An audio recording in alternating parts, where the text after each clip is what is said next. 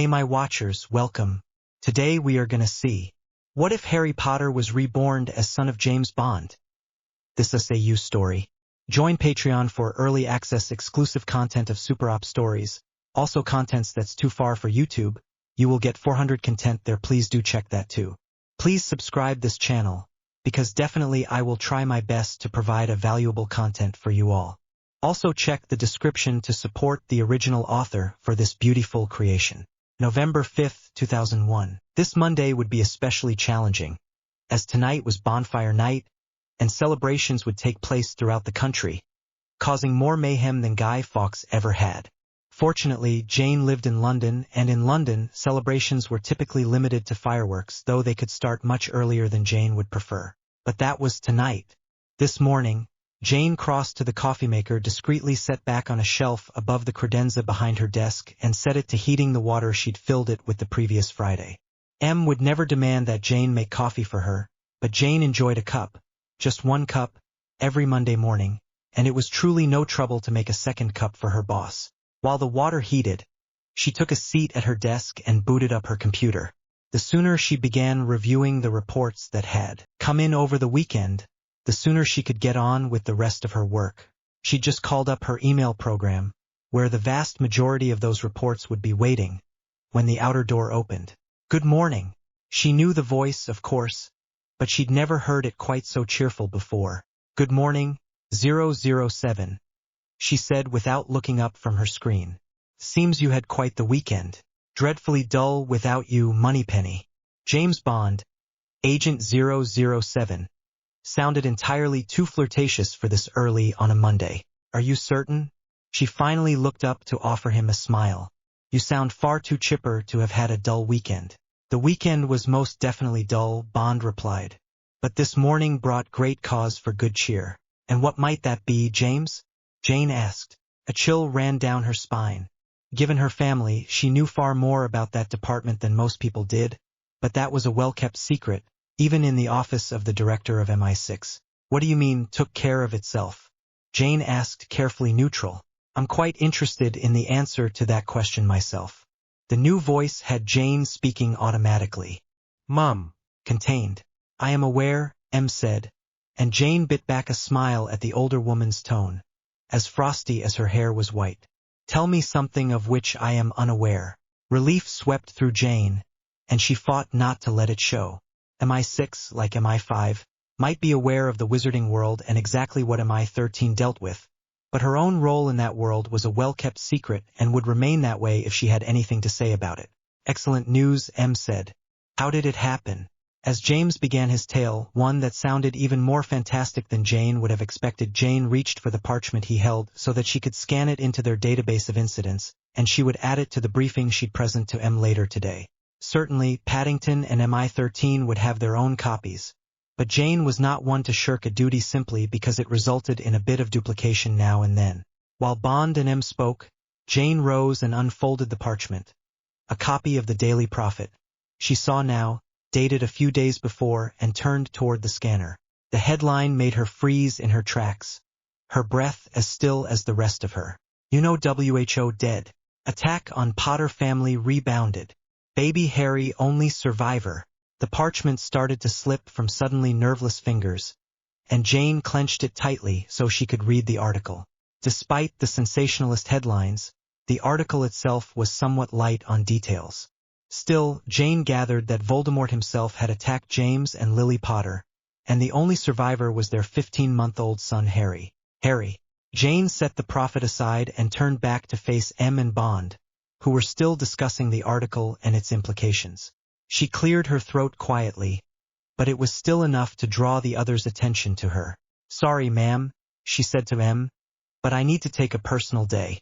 Those sharp blue eyes focused on her, and Jane unconsciously straightened her shoulders. Is there a problem, Miss Moneypenny? Of course there was, else I wouldn't be asking for a personal day. Jane kept the thought to herself, swallowed hard, and forced herself to say the bare minimum necessary. Lily Potter was my sister. James guided the Range Rover southwest along the A3 towards Surrey, occasionally stealing a glance at the unusually quiet woman in the passenger seat beside him. As soon as Moneypenny had said that Lily Potter was her sister, M had blown out a short, sharp breath, clearly deciding to table questions for later, and said, "Take her wherever she needs to go, 007. She's in no condition to drive." That had been clear in place of the spectacularly competent, witty woman James had come to know during his time with MI6. Now appeared a woman who looked as though she'd lost her whole world. There had to be some way to pull her out of her not-quite-fugue state. James cast about for topics of conversation, finally settling on, "I didn't realize you had a sister," and then he winced because that was both inane and, in the circumstance, cruel. Moneypenny? Or should he call her Jane, at least for now? Turned her head toward him with a small smile. "We've never had that kind of relationship, 007.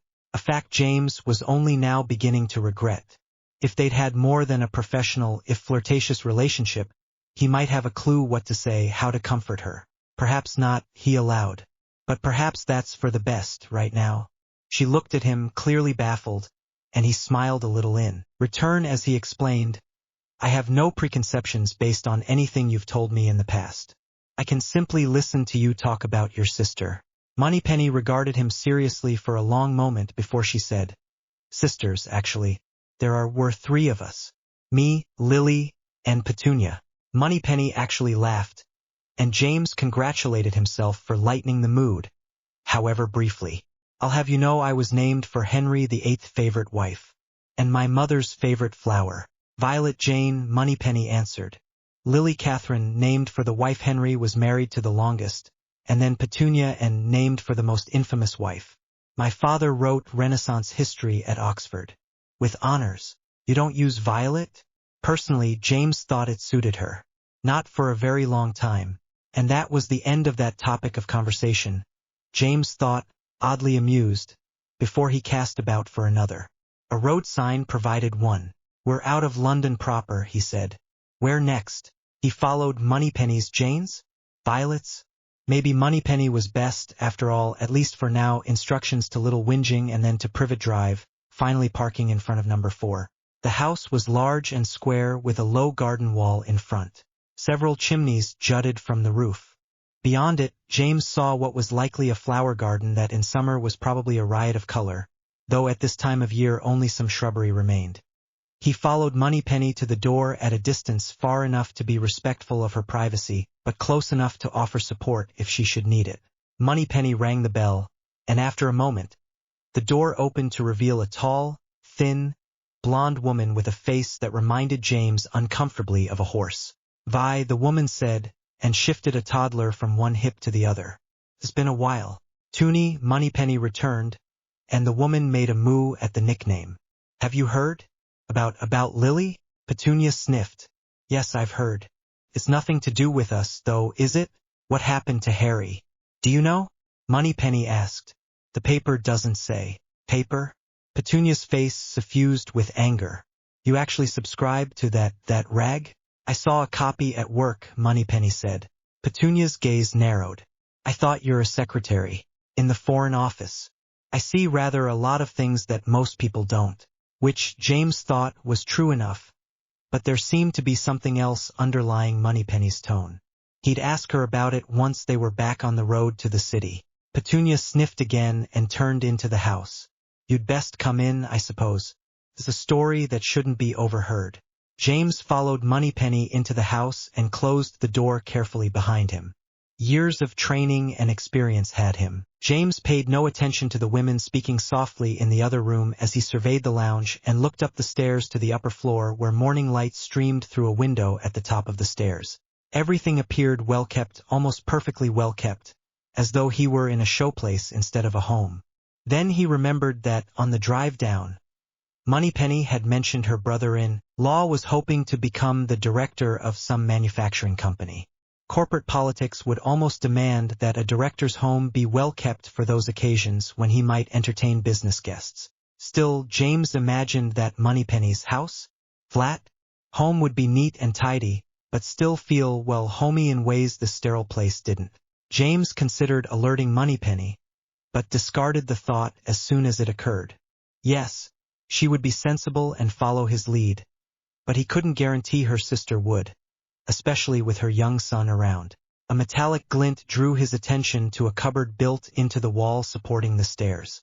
There was, of course, nothing unusual about a lock on a cupboard, though James would have expected a child-proof lock rather than a simple sliding bolt.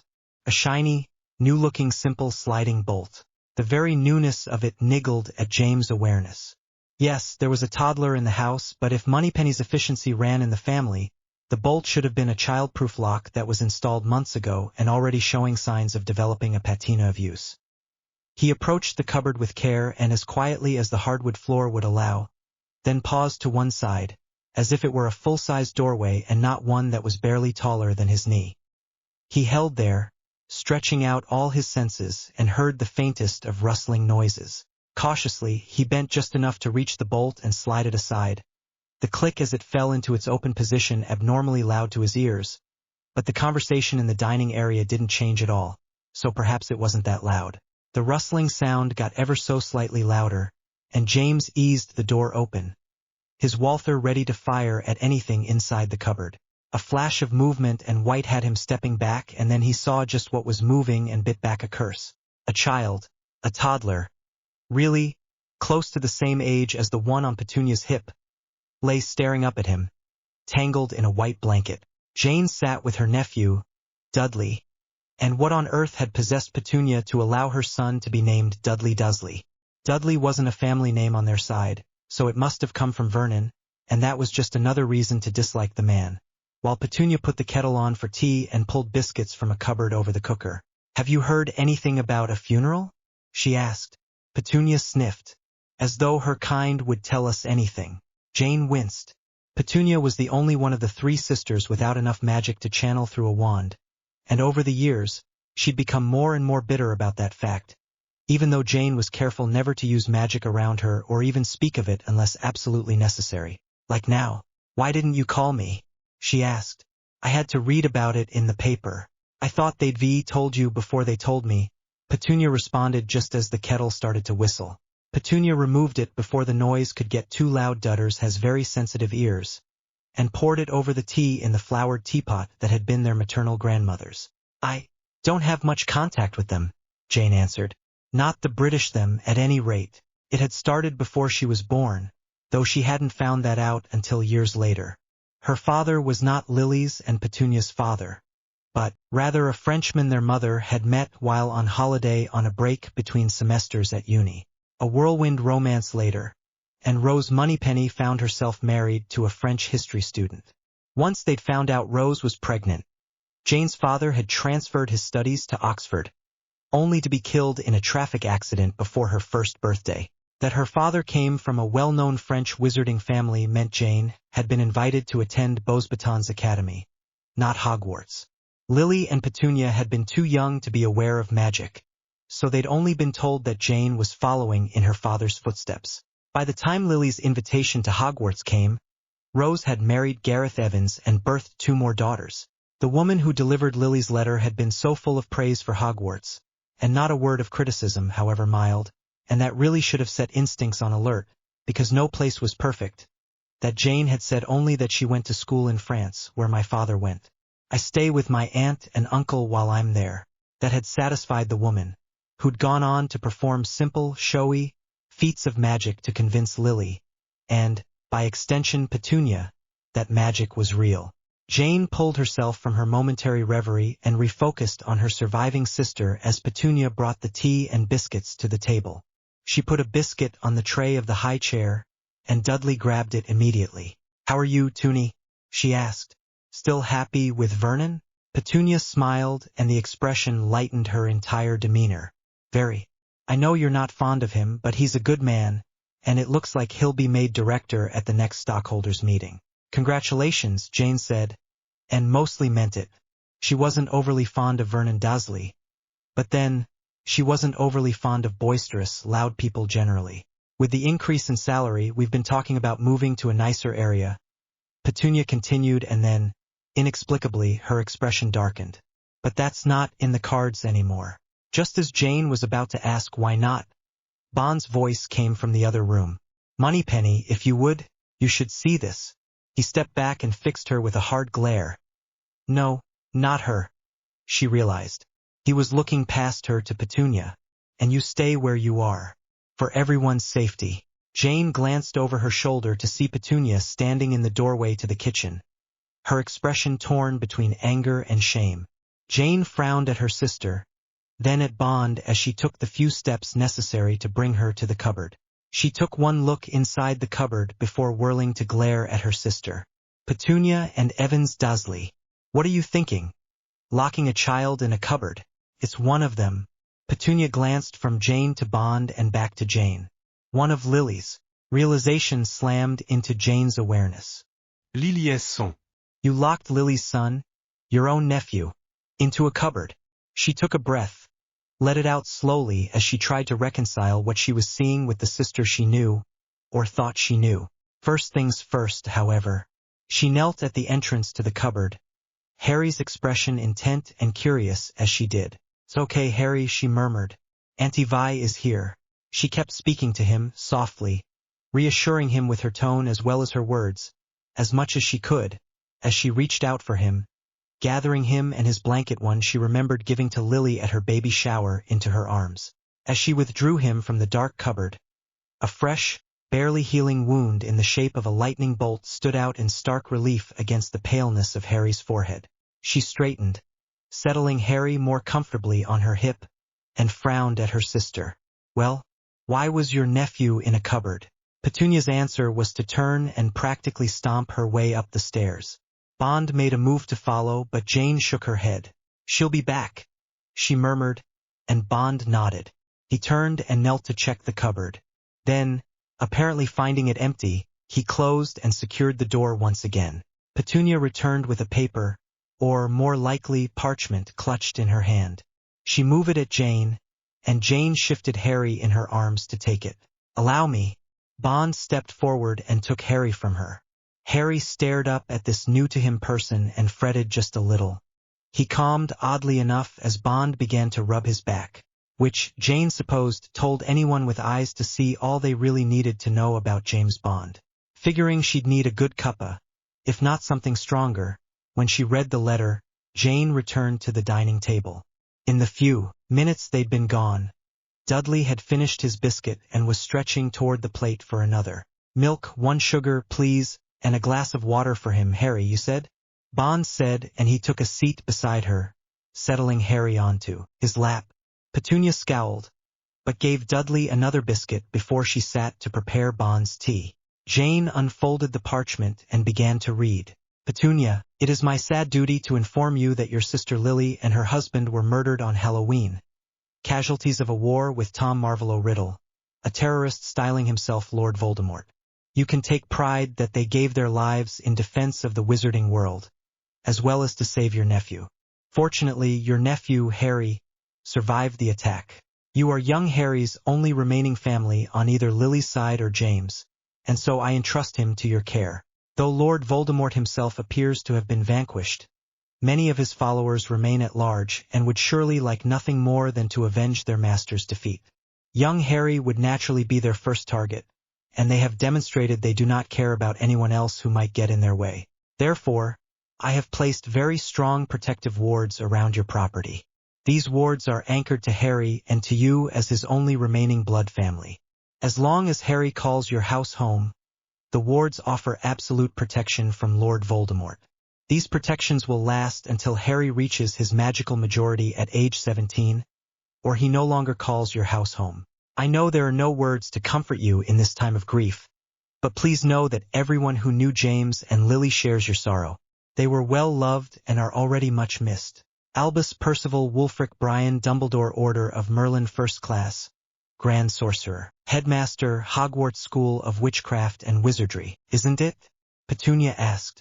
He just dropped the freaky brat on our doorstep like a bottle of milk, without even a by your leave. That's not Harry's fault, Jane said, anger rising no matter how much she tried to keep calm for Harry's sake, if nothing else. What did he do to deserve being shoved into a boot cupboard? Nothing, James said unexpectedly, and Jane glanced over to see that he'd pulled the letter toward him with his free hand. His expression mirrored her anger. There's nothing a toddler could do to warrant that kind of punishment. Petunia flushed. We don't want the freak, but look at that letter, We don't have a choice. And he made Vernon angry, and it was easier out of sight, out of mind. There's always a choice, James shot back, then focused on soothing Harry, who'd started to fret. Though none of the adults had raised their voices, the tension in the room was almost palpable. You could have called me. Jane glared at her sister. You should have called me. But you didn't, and now I'm of half a mind to report you to the child protection people. Petunia flinched. You can't. I can, Jane returned evenly. And the only reason I don't is that Harry hasn't been here long enough for there to be actual proof other than our word. Which, James added, given that we both work for Her Majesty's government, would carry some significant weight. Where Petunia had flushed with anger, now she paled with fear. Jane smiled grimly. As I see it, Jane said, there are two choices. First, I take Harry away tonight. Whatever wards there are on this house would then fall. Which means those terrorists could find us. Petunia snapped. Possibly, Jane said. But I doubt anyone in the magical world knows your name. Much less your married name. Let alone how to find you. The second choice is that I buy this house from you, and you and your family move somewhere else. Bond broke in before Jane could speak. There's a third. Or second and a half, really. What? Petunia looked almost childishly eager. Harry leaves here. Bond held up a hand to forestall Petunia's protest. And we send someone to other wards, wards not tied to his mother's blood. Jane began. But he shot her a look and she pressed her lips together and let him speak. A fourth option, Bond continued, is that we call the Child Protection Service. The charge may or may not stick, but it will certainly make your life severely uncomfortable for the foreseeable future, as you have another child in the house. Bond gave a hard grin and drove the point home. I expect your husband wouldn't get that promotion you're looking forward to, but that's not my concern. The wards, Petunia said hoarsely. I'll confirm with Vernon, but I want the wards. You take the brat and we get replacement wards. Excellent choice, James murmured. I don't suppose you have a child car seat for the lad? Petunia just scowled. Right. Moneypenny, if you would. James inclined his head toward Harry and Jane reached over to take him. I'll be back as soon as I've secured one. Jane settled Harry on her lap and offered him a biscuit as, with a, he's quite the personality, Petunia said. And quite handsome. Her expression shifted to a puzzled frown. But not a boyfriend, not given that he called you Moneypenny. Jane smiled, and for a moment she could almost believe they were young again, sharing secrets in the way that only sisters could do. Coworker. Our boss insisted he drive me. The news was a shock. Petunia ignored that last in favor of a shrewd look. You'd like him to be, though. A boyfriend, I mean. Jane shrugged. Perhaps. Perhaps not. But we work together, and any relationship between us would be difficult. But not impossible, Petunia said, and likely would have said more. But Harry and Dudley both started to cry, at the same moment, for no apparent reason. Harry wiggled in Jane's lap, and with barely a glance at Petunia, Jane let him down. She hesitated for a moment, then let her wand slide into her hand and cast a spell. What was that? Petunia's tone, like her body, had gone stiff. Just a barrier charm, Jane replied, holstering her wand once again. So they can't climb up the stairs. I assume everything downstairs is child-friendly? Why shouldn't I use every tool at my disposal to keep the children safe? She asked. Petunia blinked at her. What I cast was nothing more than a baby gate, Jane said. Which you don't have, at least not at the foot of the staircase. Why is that such a difficult thing for you? This magic, Petunia spat. Petunia looked away, though her expression held no remorse. I understand, Jane said softly. I understand that you resent Lily and me for having enough magic to use a wand. But that's not the only kind of magic out there. Petunia glanced back at her, her expression still grim. How many years have you won the Surrey Garden Show? Jane asked. Every year, I'd bet. It's a beautiful garden. Not every year, Petunia allowed. The first 2 years, Davina Fife won, and I took third and second. But every year since. Because you have green magic, Jane said gently. A green thumb. You could have been a brilliant herbologist, perhaps even a potion maker. Petunia's expression tightened even further, and Jane thought she saw tears gathering in the corners of her sister's eyes. You still could, Jane finished. If you want to, I could've, Petunia murmured, sadness overlaying the words. When I was younger. Even now, Jane said. Now? Petunia snorted indelicately. Now I'm a mum. How many children do you want? What? How many children do you want? Just the one? Two?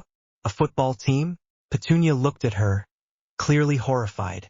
I'm not having 11 children, Jane chuckled. Have however many you want. But having something just for you isn't a bad idea either. I wouldn't know where to start, Petunia said helplessly, though her interest was certainly piqued. You'd do that for me, Petunia whispered, after what I did to Harry? I will probably always be angry about that, Jane said honestly. But, she took a breath, let it out slowly. I can understand why you resented Lily and me, and I can't be angry about that, no matter how much I want to be. I keep thinking that if the genetic lottery had a slightly different outcome, we could have been in each other's shoes. Petunia gave a watery chuckle. I think you would have handled it better than I did. At that age? Jane smiled and shook her head. Likely not. Whatever Petunia might have said was cut off by a squeal from the lounge. Both sisters rose and hurried into the other room, only to find Dudley and Harry play wrestling on the floor. The squeal had been a happy one, judging by how well the boys were playing together. I hope, Jane said quietly after a moment, that you won't let your distrust of magic deprive both our boys of the chance to know their cousin. Petunia took a breath. I don't know. Not right now. Ask me again. Later. Offer. And if Dudley shows any signs of magic, call me. Petunia flinched. You think he will? I think it's possible, Jane corrected. 2 of our mother's daughters have active magic, and we have different fathers. It's entirely possible that while you don't have active magic, your son could. Even if he doesn't, he very likely has passive magic like yours. I don't know what to do with that, Petunia admitted. Call me, Jane repeated, and we'll figure it out. Together. Together? Petunia sounded almost desperate. Together, Jane declared, then stood. James should be back soon, and I want to get everything of Lily's that might be here. Harry will never know his parents in person, but he deserves to know them as much as he can, through things they owned and people who knew them, too. Petunia nodded tightly, probably still horrified by the idea that her son might have active magic, and Jane pointed her wand toward the stairs. Accio, anything belonging to Harry James Potter, James Fleamont Potter, or Lily Catherine Evans Potter. Silence and stillness answered, and Jane told herself that she shouldn't be disappointed, that it was too much to hope that Lily or James had hidden anything in Petunia's home. It was the last place anyone would look, and even Lily, as smart as she was, wouldn't necessarily have thought of it. Then the faintest of thumps sounded. Petunia heard it, too, judging by her sudden frown. Jane listened, and the thump came again. The lounge? She asked, rising to her feet and returning to the lounge where the boys played. It sounds further away than that, Petunia answered as she joined Jane in the lounge. A moment later, the thump sounded again, only slightly louder. Upstairs? Jane asked. I think so. Petunia led the way to the stairs and started up them, only to pause 2 steps up and turn back to Jane. I thought the stairs were warded against children, not adults, Jane informed her. It's for their safety, not to keep them prisoner. Petunia nodded sharply, once, and continued up the stairs, pausing at the landing until the thump came again. No need, Jane murmured and pointed her wand at the panel. Alohomora. The panel opened and a plain wooden box about the size of a travel packet of tissues floated down from the space above. It's beautiful. Petunia reached toward it, but Jane caught her hand in hers. There's a compulsion charm on it, Jane said, probably keyed to Lily's blood, since we can feel it. Compulsion. The single world held so much contempt and disgust that Jane was surprised the very air around Petunia didn't burn with. What kind of compulsion? At a guess, since we both feel it, it's to draw someone of Lily's blood to it.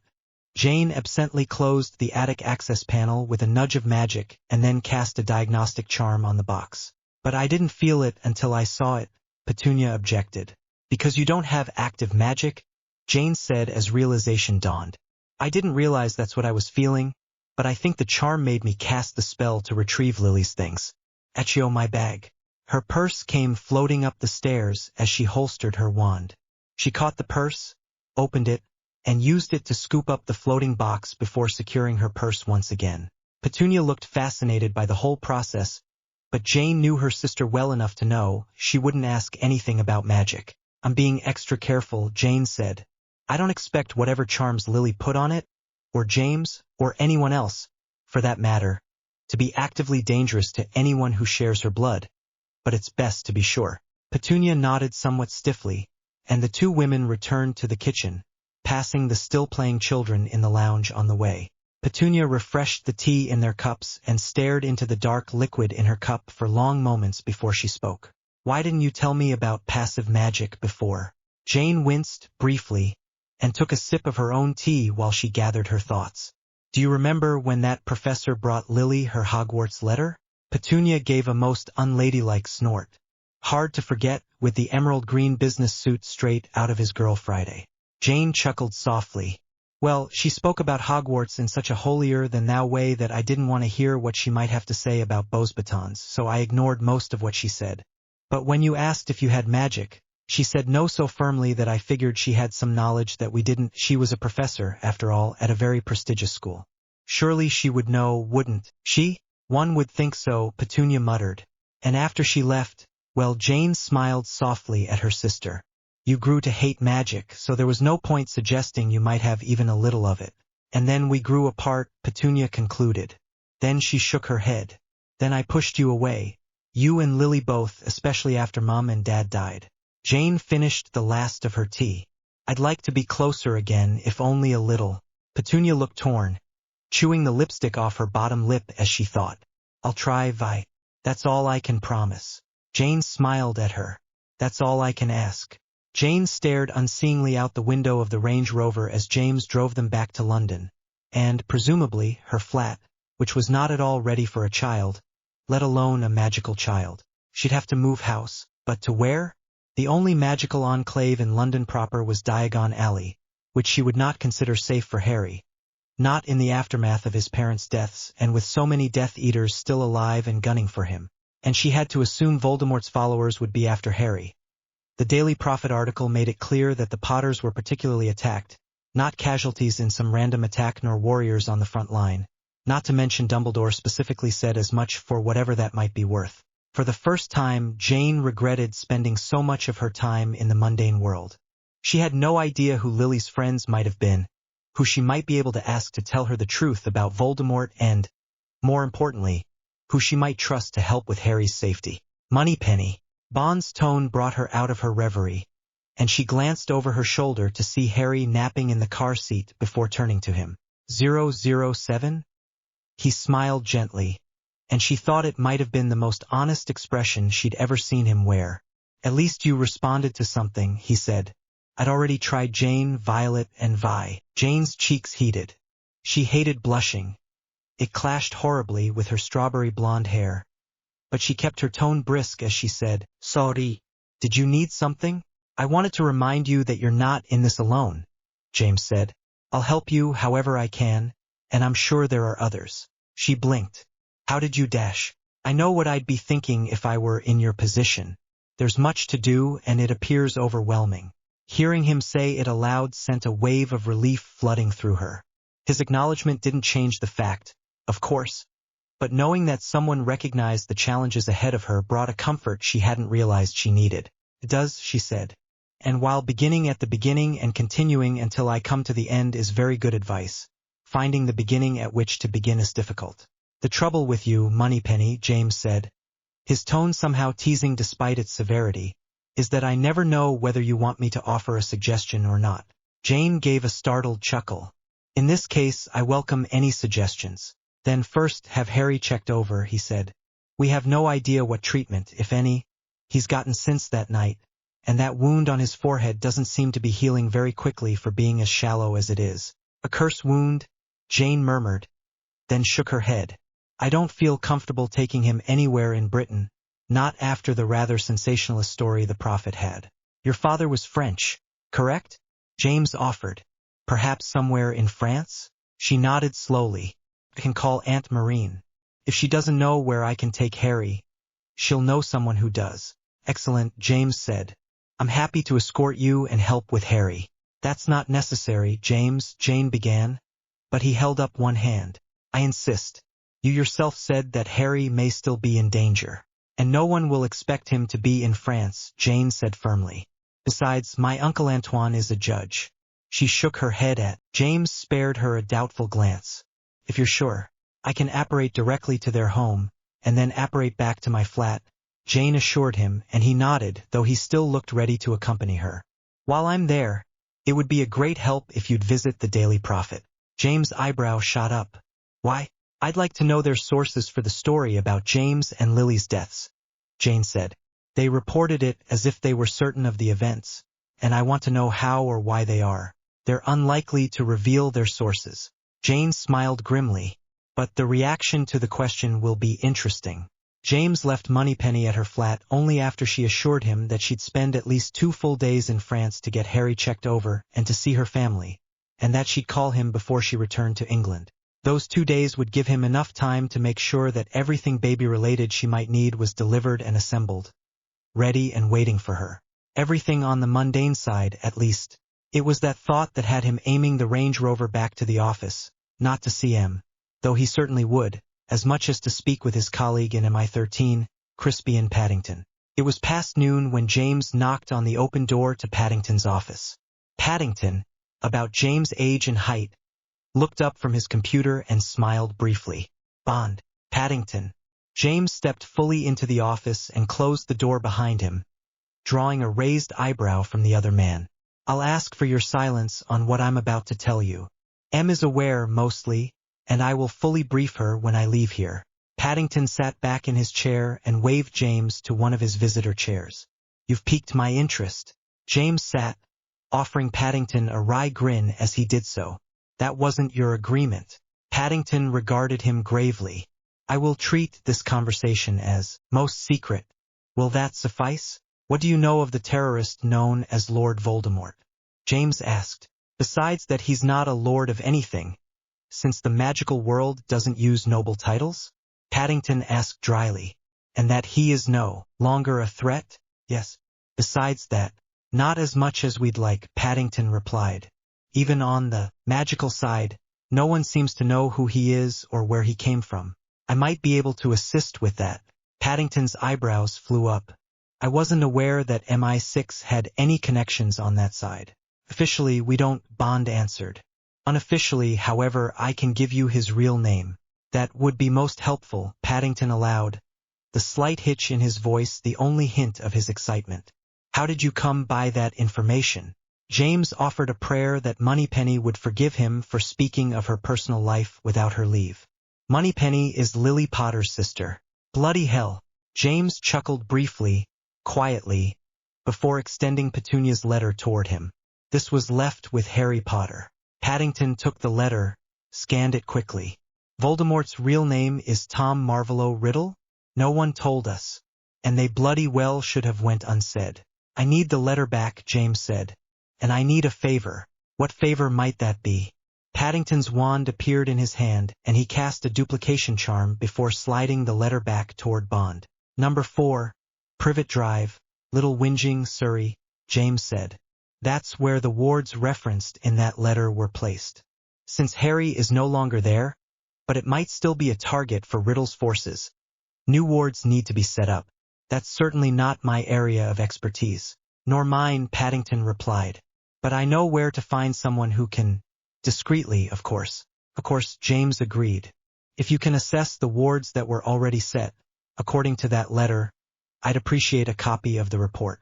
And, of course, anything else you find of interest. Of course, Paddington said. Dumbledore has a point, however, that Riddle's followers might be coming after Harry. He'll need protection, too. Yes, but that's Moneypenny's decision. You're welcome to discuss it with her at her convenience. She'll be available after Thursday. I believe. Violetta. He met her halfway, bending to buss each of her cheeks. Bonjour et bienvenue. I did not expect to see you before Christmas. Has a class until 3, but will meet us at home.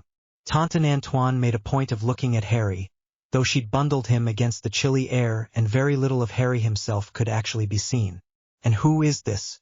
My nephew, Jane answered, warning him with a glance not to say anything else. He took her meaning, or perhaps was simply being his usual reticent self. Come, we'll get home and see that he's fed. As young as he is, apparition has certainly made him hungry. I fed him before we left England, Jane murmured, and gave him a mild sleeping draught, though I think he would have slept on his own. Then perhaps we wait until he wakes, Taunton said. In the meantime, we can flew to Ike's and get you settled in while he sleeps. Fluing to Ike's sounds wonderful. Jane couldn't help smiling at the memories the name brought to mind, but it faded quickly. Unfortunately, I need to take him to a healer before we settle in. Why are you traveling with a sick child?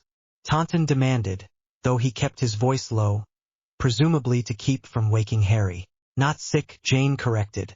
Injured. Please, no questions until we're at the healer's office? He glared at her briefly and without real heat before gesturing to his right.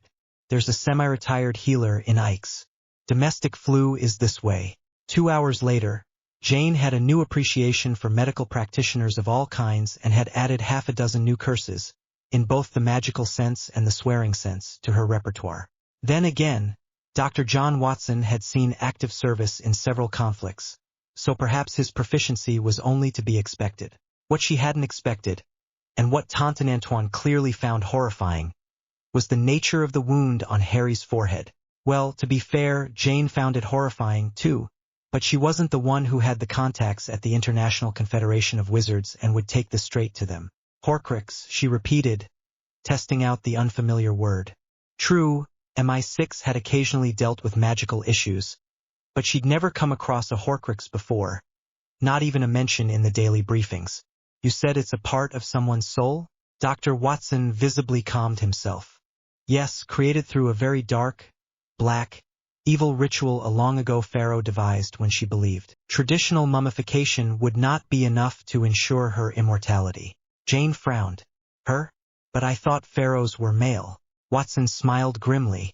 There's a reason they tried to obliterate all references to Hatshepsut. While I find history as fascinating as the next person, Taunton put in, at the moment I'm most interested in whether or not the Horcrux can be removed. Certainly, Watson answered immediately. Without hurting Harry? Jane put in. I am both a doctor and a healer, Watson retorted. My oaths in both instances include first to do no harm. My apologies, Jane murmured. It's just rather distressing news. Yes, quite. Watson's smile told her all was forgiven. Now, I can't remove it by myself. I'll need a team of cursebreakers. Done? Taunton and Jane said at the same time, and Watson chuckled briefly. With all respect to your colleagues, Taunton said, I think it's best if the ICW was involved. Had the British ministry involved them sooner, by which I mean at all, in their recent domestic dispute, it's entirely possible James and Lily Potter would still be alive. Jane felt the blood drain from her face. She'd forgotten. In her anger and concern over Harry, she'd momentarily forgotten why she had Harry in the first place. She offered a silent apology to James and Lily's spirits, and offered a resolute nod. Of course, Uncle Antoine, she said, though I would appreciate it if someone from Britain was involved, as well. Certain factions of the Wisengamot can be quite parochial. Having one of their own assist can only be beneficial should any questions arise. Watson frowned. You think questions might arise? I think, she said slowly, deliberately, that someone left Harry on my sister's doorstep, and clearly someone didn't bother taking him to a healer, or, she added, correcting herself, didn't follow that healer's recommendations. Someone had reasons for leaving that abomination in Harry's scar, and may not be best pleased when it's removed. Who knows what someone will do then? Take your point, Watson murmured. Jane didn't think he did, but she was in no mood to enlighten him. Taunton, though Uncle Antoine looked ready to kill, or at least raise holy hell at the ICW, which could amount to the same thing. But that was for later. For now, right? Jane said briskly. I suggest Rhiannon Jones from Britain. Who else? The Minister for Magic's office was perhaps even more formally intimidating than the Prime Minister's office. James thought as he and Crispian Paddington were ushered in for their appointment with Minister for Magic Millicent Bagnold. He was jerked from his musing by the minister's secretary introducing him. He shook Bagnold's hand and took the moment to survey her. She stood a couple of inches over 5 feet, with dark hair just beginning to go gray, which probably put her in her mid-80s, given that she was a witch and therefore somewhat longer lived than non-magical people, and sharp green eyes over a no-nonsense expression. Bagnold gestured them to seats, and James settled back in his chair, declining tea when it was offered. Paddington accepted a cup, though, and busied himself with preparing it to his liking, clearly giving James the lead in the conversation. So, Bagnold said, I'm unsure as to what the Prime Minister is concerned about, since I've already answered to the International Confederation of Wizards for possible breaches of the International Statute of Secrecy. Yes, James said with mockery that he hoped would be taken for amusement, by asserting your right to party. The Beastie Boys would be proud. Bagnold frowned, puzzled. The who? No, that was... James cut himself off. My apologies, I was wandering off track. To answer your question, the Prime Minister is concerned with the lack of substantive reporting on the terrorist calling himself Lord Voldemort. He's requesting a complete copy of all of the relevant files. Bagnold stared at him. I beg your pardon? That's quite the request, Bagnold said, looking flummoxed. It shouldn't be that difficult, Paddington put in. There are duplication charms, after all, and the charms to certify the copies are trivial. I'm happy to help with the duplication, if needed. The investigation is still ongoing, Bagnold said. Surely, the Prime Minister wishes to wait until it's completed? I understood he wants a complete copy of what you have so far, James said, and then to be copied on everything going forward. That's... Bagnold began, then cut herself off with a frown. He does understand what he's letting himself in for, doesn't he? James sat forward, hardening his tone and expression. He understands, madam, that if the celebrations of his defeat spread into the non-magical world, how much longer would it have been for his terrorists to break into that world if he hadn't been defeated? And yet, you barely notified him of the threat. He is, like Queen Victoria before him, not amused. Bagnold took a sip of her own tea, grimaced, cast a warming charm on it, and then took another sip before she spoke again. It will take some time. My colleague and I are prepared to begin work immediately, Paddington said. As long as a ministry elf can supply us with tea and sandwiches, I'm certain we can finish the job within a day or two. Idly, James wondered how Bagnold had become Minister for Magic when she had no poker face to speak of. I see, she said slowly, and it was clear she wasn't happy with the situation. Then I will have my assistant show you to the Department of Magical Law Enforcement. The bulk of the files are, of course, there. Of course, James agreed neutrally and rose to his feet. Soonest begun is soonest done, so we'll not take up any more of your time, Minster. In the end, it took a little over a day to collect all the files, and James suspected it would have taken much longer if the elf the minister assigned to them had been less helpful. Back at their own office, James helped Paddington arrange the files they'd copied on a large conference table, then sat in on the briefing. Paddington gave the analysts from MI13. Finally, he returned to M's office to update her. She listened attentively, as she always did. When he finished, she sat quietly for a moment. He could almost feel the intensity of her thoughts. Finally, she looked up and met his gaze. Do you believe this will require MI6's intervention? I think, James said carefully, that after what happened in TH couple of months ago, we can't be too careful. I also think that Paddington and his people will let us know if they need assistance, but it never hurts to remind them we're available. M made a slight HM noise. Thank you for your analysis, 007. What have you heard from Moneypenny? The office isn't the same without her. No, it wasn't, but James would be damned before he admitted that aloud. When we spoke last night, she said the healers are still looking at Harry, but she expected to be home soon. To be fair, ma'am, James said, I doubt anyone would have been ready for that. The magicals certainly weren't. We will not be caught unprepared again, M said. I don't care what it takes to get us ready. Is that understood, Commander? Perfectly, Mom. Moneypenny's 2-day trip to France had turned into a week-long trip to France while healers and specialists cared for Harry. But though James was concerned for Harry's health, he didn't mind the delay much, as well as giving Paddington's people plenty of time to analyze the files from the Ministry of Magic. Moneypenny's absence had given him the chance to get a nursery set up for Harry.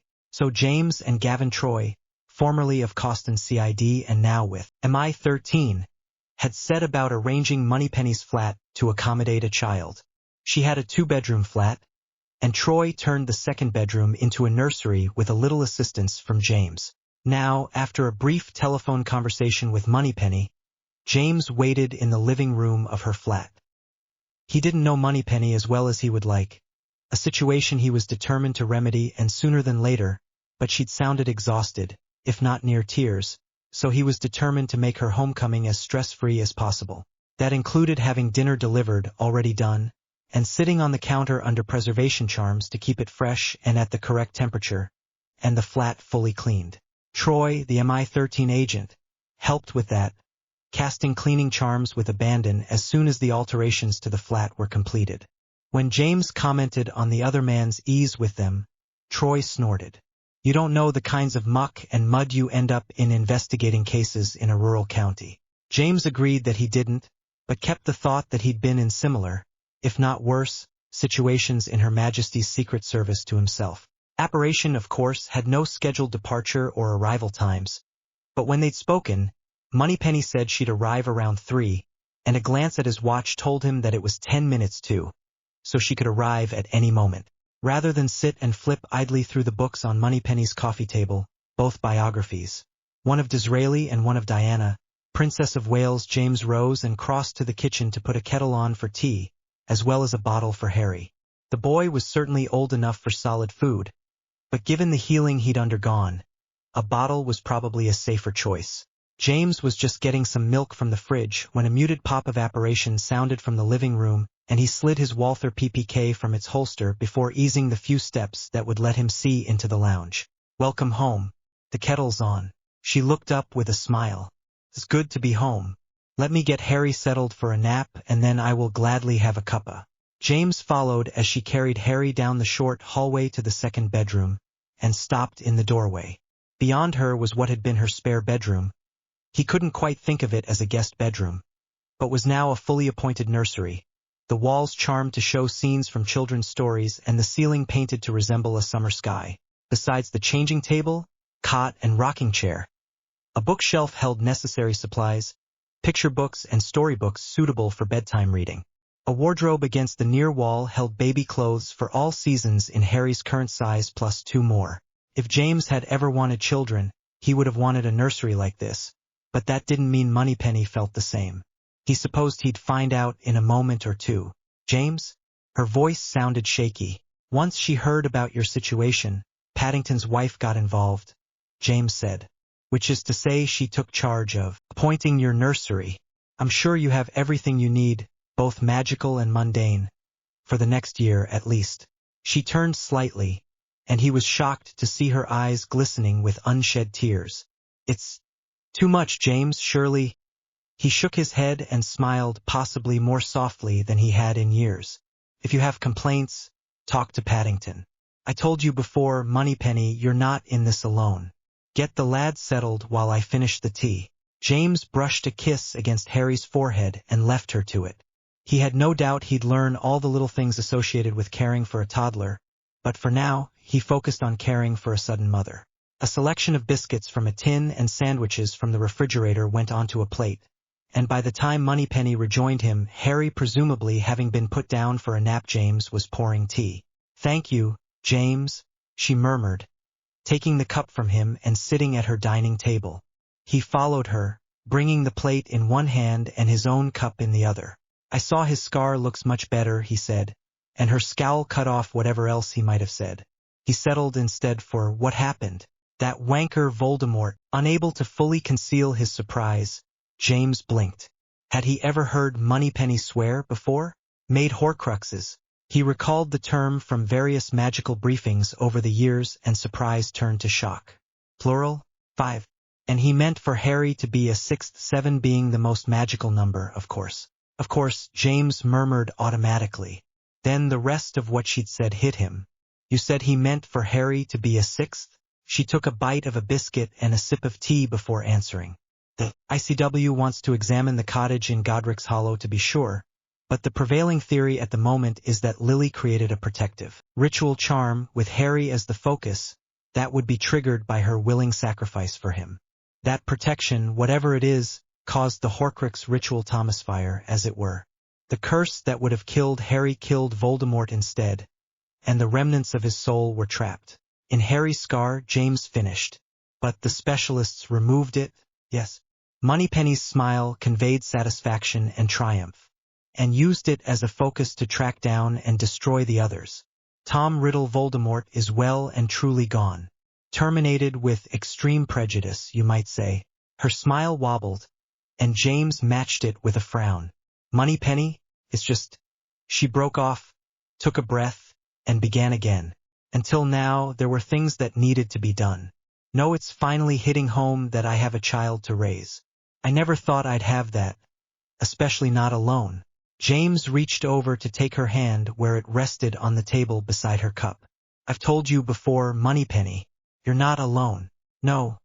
And the nursery is wonderful, Moneypenny assured him. It's the day-to-day that I worry about. James heard what she didn't say. That day-to-day he and the other 00 agents were out serving Her Majesty in ways that could possibly lead to their deaths.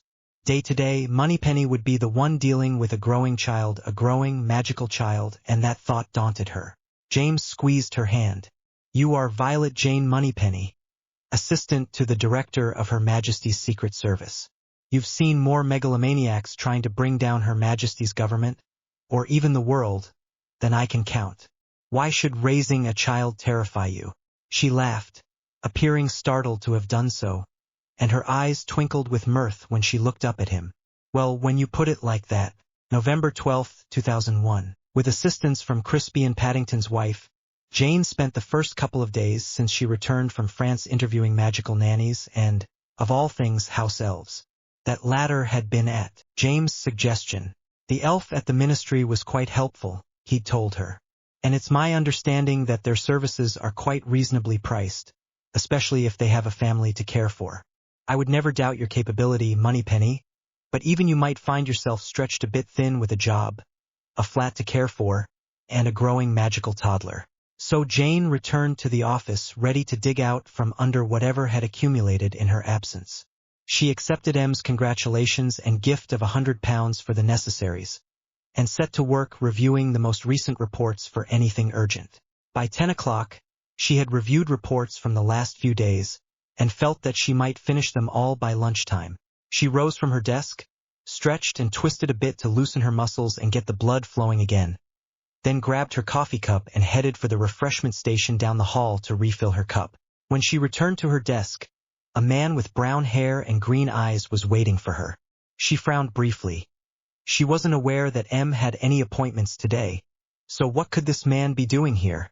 There was only one way to find out. May I help you? She asked as she resumed her place behind her desk and settled her coffee cup on the warmer she kept near her keyboard. Ms. Moneypenny, I presume? The man asked. At her nod, he smiled gently. I'm Crispy Paddington. May I have a few minutes to talk? About Harry? She asked. Please sit. Jane waved to a chair along the far wall and rose from her desk to join him. What did you find? All the evidence suggests that Riddle was disembodied, at least, as a result of whatever happened that night. You don't know? Jane asked. However, there were still faint traces of runes placed around the nursery. Lily was almost as good with runes as she was with charms, Jane murmured. We've recorded what we found and will consult with masters to try to determine whether the runes were, in fact, placed by Lily Potter or someone else, and their purpose, Paddington finished. The traces were quite faint, however, so I caution you that we may not be able to determine much of anything at all. I understand, and will be grateful for anything you do find. Paddington smiled briefly at that before continuing. The PM has impressed upon the Minister for Magic that no one bearing Riddle's dark mark will be tolerated in the Wizengamot or any high-level position in the ministry itself. Jane felt her eyebrows climbing. I understood several of them were put under the Imperius curse to take the dark mark. So they claim, Paddington said by way of agreement. Regardless, they have that mark, and certainly Riddle isn't the only one who could ever figure out how to use it or them against the ministry and, by extension, the realm or even Her Majesty personally. The minister protested, but the PM reminded her of what happened in America a couple of months ago and suggested some extra caution on everyone's part would not go amiss. Besides, allowing them to remain could be considered seditious. I'm surprised the minister knew, Jane murmured. About America, I understand the British magical community can be somewhat insular. I expect every Muggle-born was talking about it. And she couldn't help but know, Paddington said and stood. Jane stood with him and, he continued, that's where things stand. Investigations are still ongoing, and trials and such will occur in due course. Jane nodded. Thank you, Agent Paddington.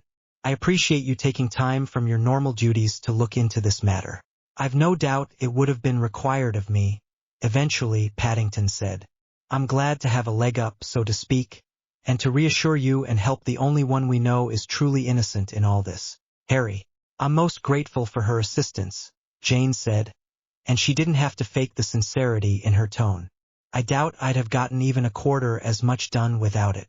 Paddington took his leave, and Jane returned to her work with her usual efficiency, if not her usual good cheer. Intellectually, she knew Paddington was correct.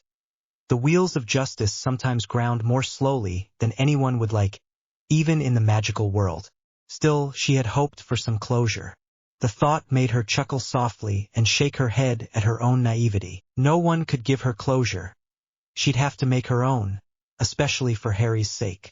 December 21st, 2001. Jane didn't know whether or not Petunia realized today was the winter solstice Yule, when she'd invited her sister to bring Dudley for tea. But Petunia had agreed gamely enough, and now Harry and Dudley sat stacking blocks of varying sizes and colors, while Jane and Petunia sat on the sofa. For once, Kiki had agreed to remain invisible and let Jane handle the tea, though not happily. Only Jane's explanation that Petunia wasn't comfortable around magic convinced the elf, and Jane figured she'd need to invite the entire cohort of MI-13 agents over for a formal dinner at some point to make up for it. On the whole, Jane was pleasantly surprised by how comfortable, for lack of a better word, the day was. She'd invited Petunia because she was family, and while neither one of them wanted to spend Christmas with the other, Yule and Christmas was a time for family, even if in small doses. The tea is excellent, Petunia murmured. I don't recall tasting anything like it before. Is that vanilla? It's a rooibos blend with vanilla overtones, Jane said. Aunt Marine sent it for my birthday. I can ask her to order some for you. Don't go to any trouble, Petunia protested. Then I'll add a tin when I order more for myself, Jane said dryly, and Petunia laughed. It was as good a time as any to offer her present. So Jane rose from the sofa and crossed to the tree she'd set up on a table in the corner. The tree itself was barely a meter tall and came from a special farm that raised small trees for those without much room, or with inquisitive small children. Jane retrieved a package about 30 centimeters by 20 by 15 and brought it back to the sofa before retaking her seat. I didn't bring you anything, Petunia said, her gaze averted. It's not necessary, Toonie, Jane said gently. If it hadn't been for our discussion last month, I wouldn't have got you anything either. That startled a laugh, however small, from her sister, and Jane counted it a win. Petunia set her cup aside and took the package. Moments later, the wrapping paper had been cast aside, revealing the 2 books inside. I thought you might find them interesting, Jane said, and it's possible they may help you with your own talents. Petunia hummed under her breath and flipped through Goshawk's Guide. At least the pictures are pretty, she said lightly, and Jane chuckled. Petunia looked up at her again. But Vernon only barely knows about magic. And how much interest has he shown in your garden? Jane countered. He's always proud when I do well in the garden shows. Then tell him the guide will help with that, Jane said. And the healing book, well, it's always better to try natural remedies for things first. Isn't it? I know there are recipes in it for teething and similar childhood issues. He won't notice any pictures moving if he ever opens one. Non-magicals never see that kind of magic. Thank you. Petunia sounded sincere, and she reached for the diaper bag she'd brought to stow the books away. Then she picked up the wrapping paper and began to smooth it in her lap. Jane sat patiently, and it wasn't long before Petunia said, Have you looked in the trunk? Lily's trunk? No, Jane admitted. I had it checked. Confirmed that the charms on it were tied to her blood, and only enough of a compulsion that we would seek it out if we found it. She blew out a breath. I think perhaps I was waiting for us to open it together. If you want. I think it was Petunia's turn to exhale sharply. Yes. Whether she meant it for us or for Harry, we should know. Jane agreed, so she rose and went down the hallway to her bedroom. She'd put the trunk, still shrunken, in a shielded box on the upper shelf of her wardrobe, and then cast a disillusionment charm on it before putting a pair of handbags she never used in front of it. She'd hoped that would be enough to keep Harry from finding it until they were ready to look at it together. Now she retrieved the trunk and brought it back to the lounge. She cast a very mild, silent compulsion charm on the blocks the boys were playing with, to ensure the blocks kept their attention and the sudden resizing of the trunk didn't startle them. Jane shoved the coffee table aside and put the trunk on the floor before them. A tap with her wand, and the trunk regained its full size. Then she turned to Petunia. "Your hand, please, Toonie. I just need a little blood to pass the wards on it." "But you're her sister, too," Petunia blurted. "Half," Jane said. "Half sister. In this instance, I'd prefer both our blood be used." The lock popped open. Jane glanced at Petunia.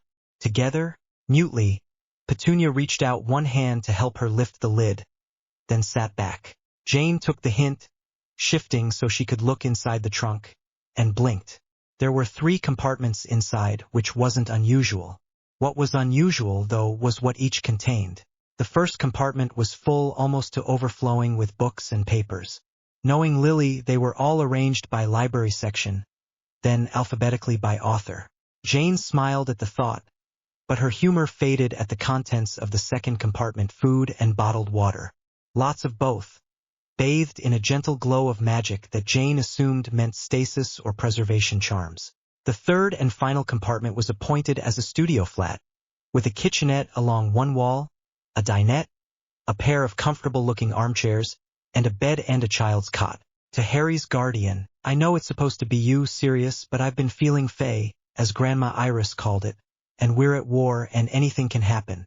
So, to whomever is watching over Harry, I don't agree with all those steps. Going into hiding? Still in Britain? Why not seek asylum somewhere else? But James is insistent, and even if I took Harry and ran, well, I don't know that I'd succeed on my own, and I won't risk Harry. So, hiding. In Britain.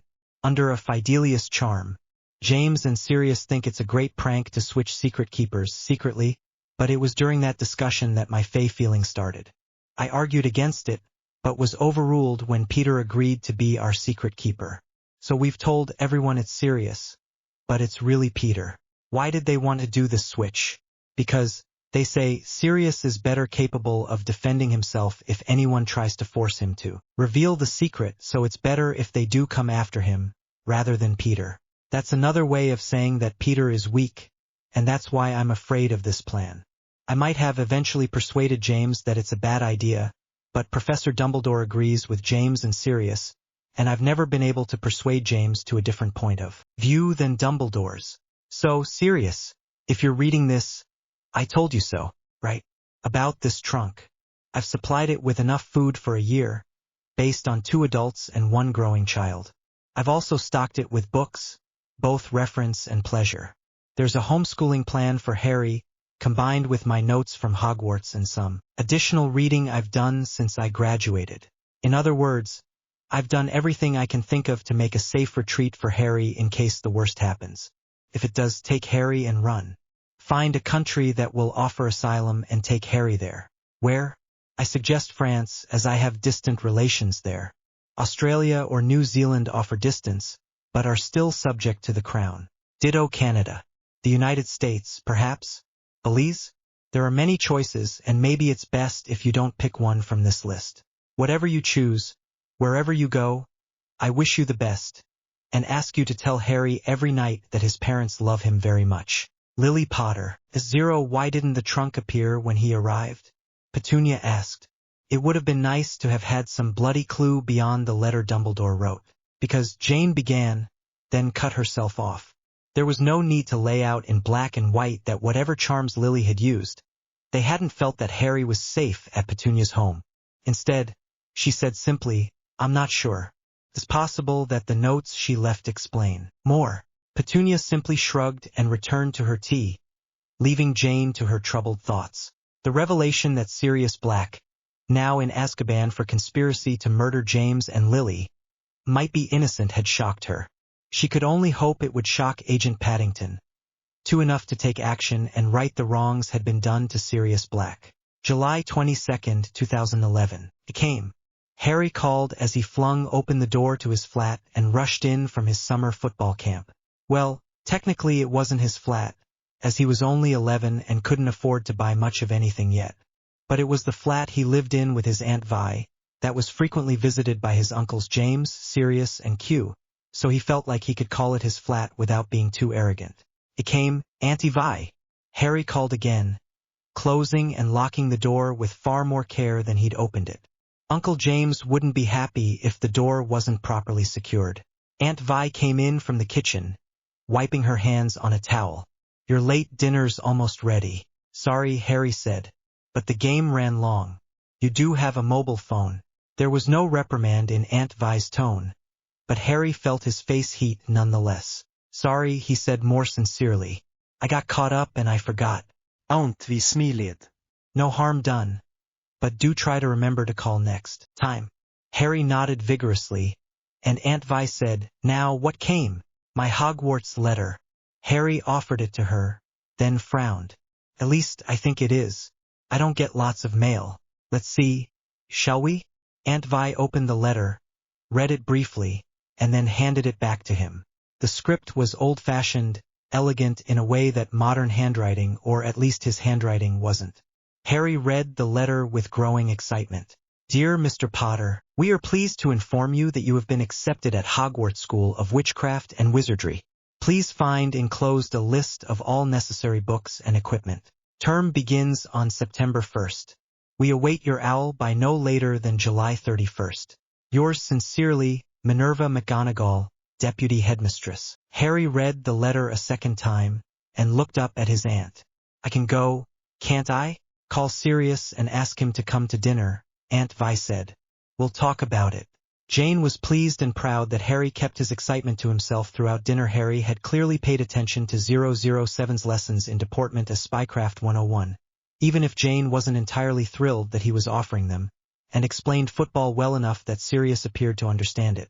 I'd like to go to a game sometime, Sirius said as Harry finished and took a sip of his water. It sounds about as close to Quidditch on the ground as you can get, without the lopsided scoring for catching the snitch. Harry put his glass down and folded his napkin.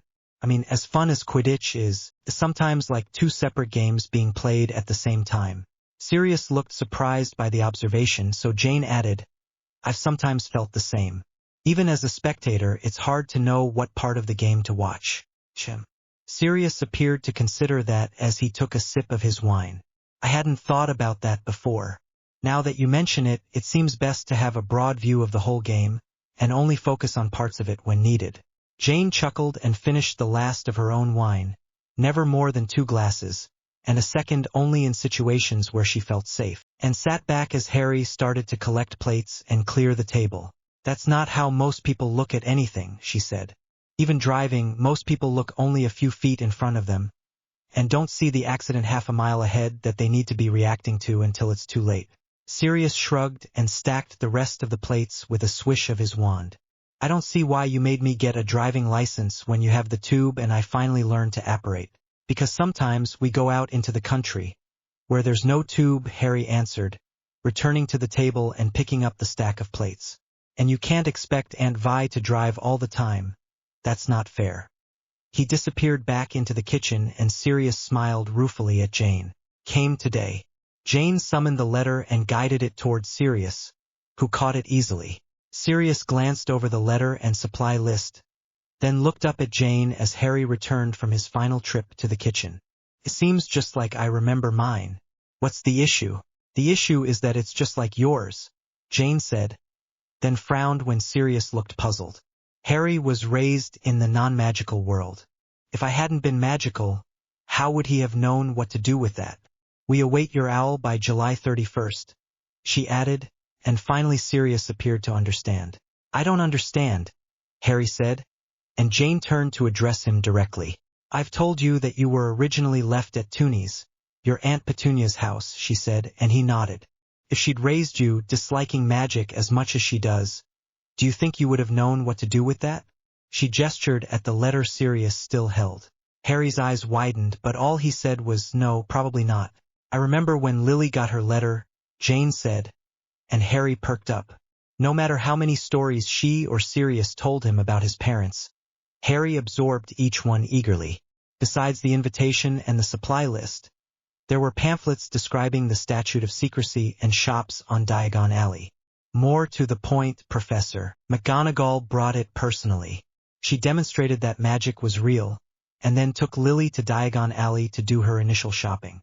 But Lily was Muggle-born, Sirius said, reverting to the term he'd grown up with. There's a different procedure for Muggle-borns. What, exactly, is the difference between Muggle-born and Muggle-raised? Jane demanded. When Sirius had no answer, she said, "That's my point. Someone should be here to do the same thing for Harry." "But they know I'm in contact with Harry," Sirius said.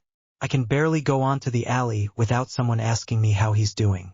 Which was a whole other headache Jane didn't want to get into. Still, she said, it speaks to a lack of attention to detail, and I don't like that at all. "Does Harry?" cleared his throat. When Jane looked at him, his expression seemed forlorn. "Does that mean I don't get to go to Hogwarts?" Jane floundered, and Sirius jumped in. "Do you want to go to Hogwarts?" Harry straightened in his chair. "Yes. I want to go to the school where my parents went. Especially after reading Mum's journals." And that had been the biggest blessing of the trunk Lily left behind. The chance for Harry to know his parents through their own words. James' journal had been far more sparse than Lily's, and the final entries, made just as they were going into hiding, were bittersweet, full of love for Harry and fear for all of their safety. Still, Jane doubted Harry would give up those journals for anything. Neither would she. Jane blew out a breath as she realized both Harry and Sirius looked at her for a decision. She'd honestly been surprised when Sirius chose to remain as godfather and uncle, rather than take primary custody of Harry. "I'm not ready yet," he'd said. "To be a father, even a father figure, I'd do it if there were no other choice, but you seem to have gotten everything together far better than I would have. Let me be the uncle who tells him very seriously to mind his auntie and then slips him chocolate frogs when you're not looking." And he'd been exactly that over the years, so it was no surprise now that he waited for her decision, which she had to make. "Now, all right," Jane said finally, then held up a hand as Harry started to cheer. "With conditions." He looked wary. "Good. What conditions?" "I want honest reports of everything that happens." Jane glanced at Sirius. "While I enjoy a good prank as much as the next person, some pranks cross the line into bullying, and you're just 11. You may not know the difference yet." Harry's expression showed his frustration at her pointing out that he was not nearly as mature as he thought he was. But he nodded. "I understand. What else?" "Study, of course." Jane smiled, and Harry laughed. "But have fun. To join a club or two. Make more friends." Harry's expression fell. "What do I tell my friends?" "And that's a good idea," Jane said. "But it does bring up the question of your regular studies. I want you to be able to pass your exams in the non-magical world, too. So, send me a copy of your class schedule, and we'll discuss how to continue your current studies as well." "That seems like a lot," Sirius said. "It is," Jane agreed. "But I'm confident Harry can do it." "I'll do my best," Harry promised. "Dear Professor McGonagall, when my sister, who was born and raised in the non-magical world, received her letter of acceptance to Hogwarts, you delivered it in person and spent several hours with my family explaining magic and the magical world. You then escorted my sister to Diagon Alley to purchase her supplies and introduce her to the magical world. My nephew, Harry Potter, was raised in the non-magical world, yet he only received his acceptance letter via the Royal Mail, with nary a visit from a Hogwarts staff member to explain anything about magic or the magical world, let alone show him where and how to purchase his supplies. If this oversight is indicative of a general decline in Hogwarts standards since my sister attended, you will understand my reluctance to allow Harry to attend.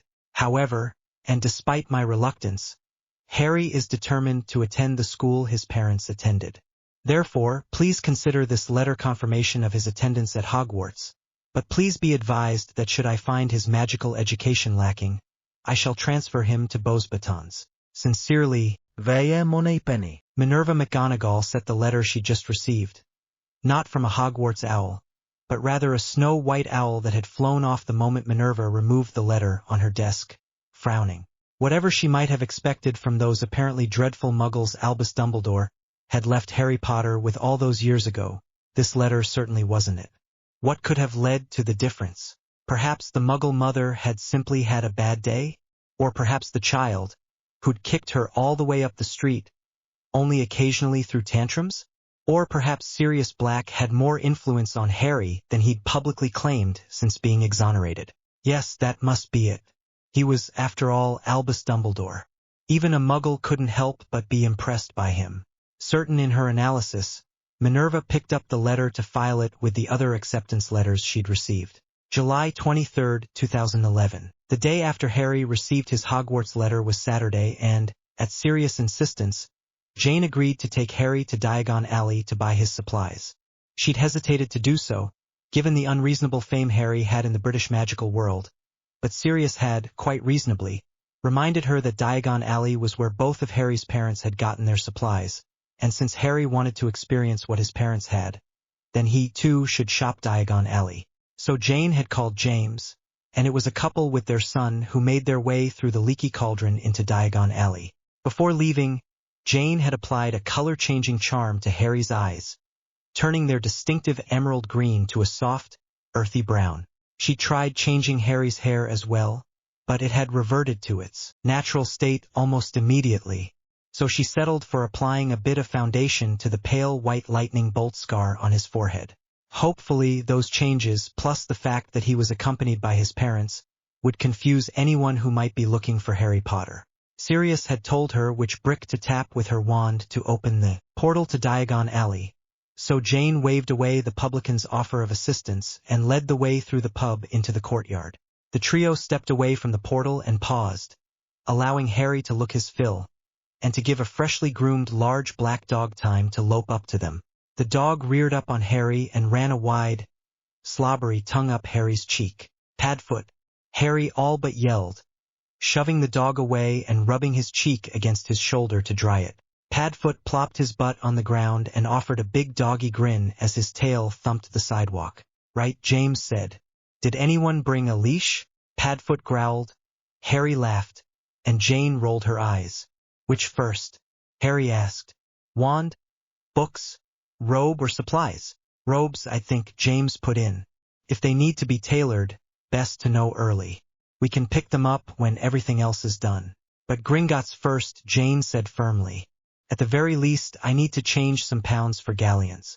Only James' years in spycraft kept him from staring as the small party entered Gringotts.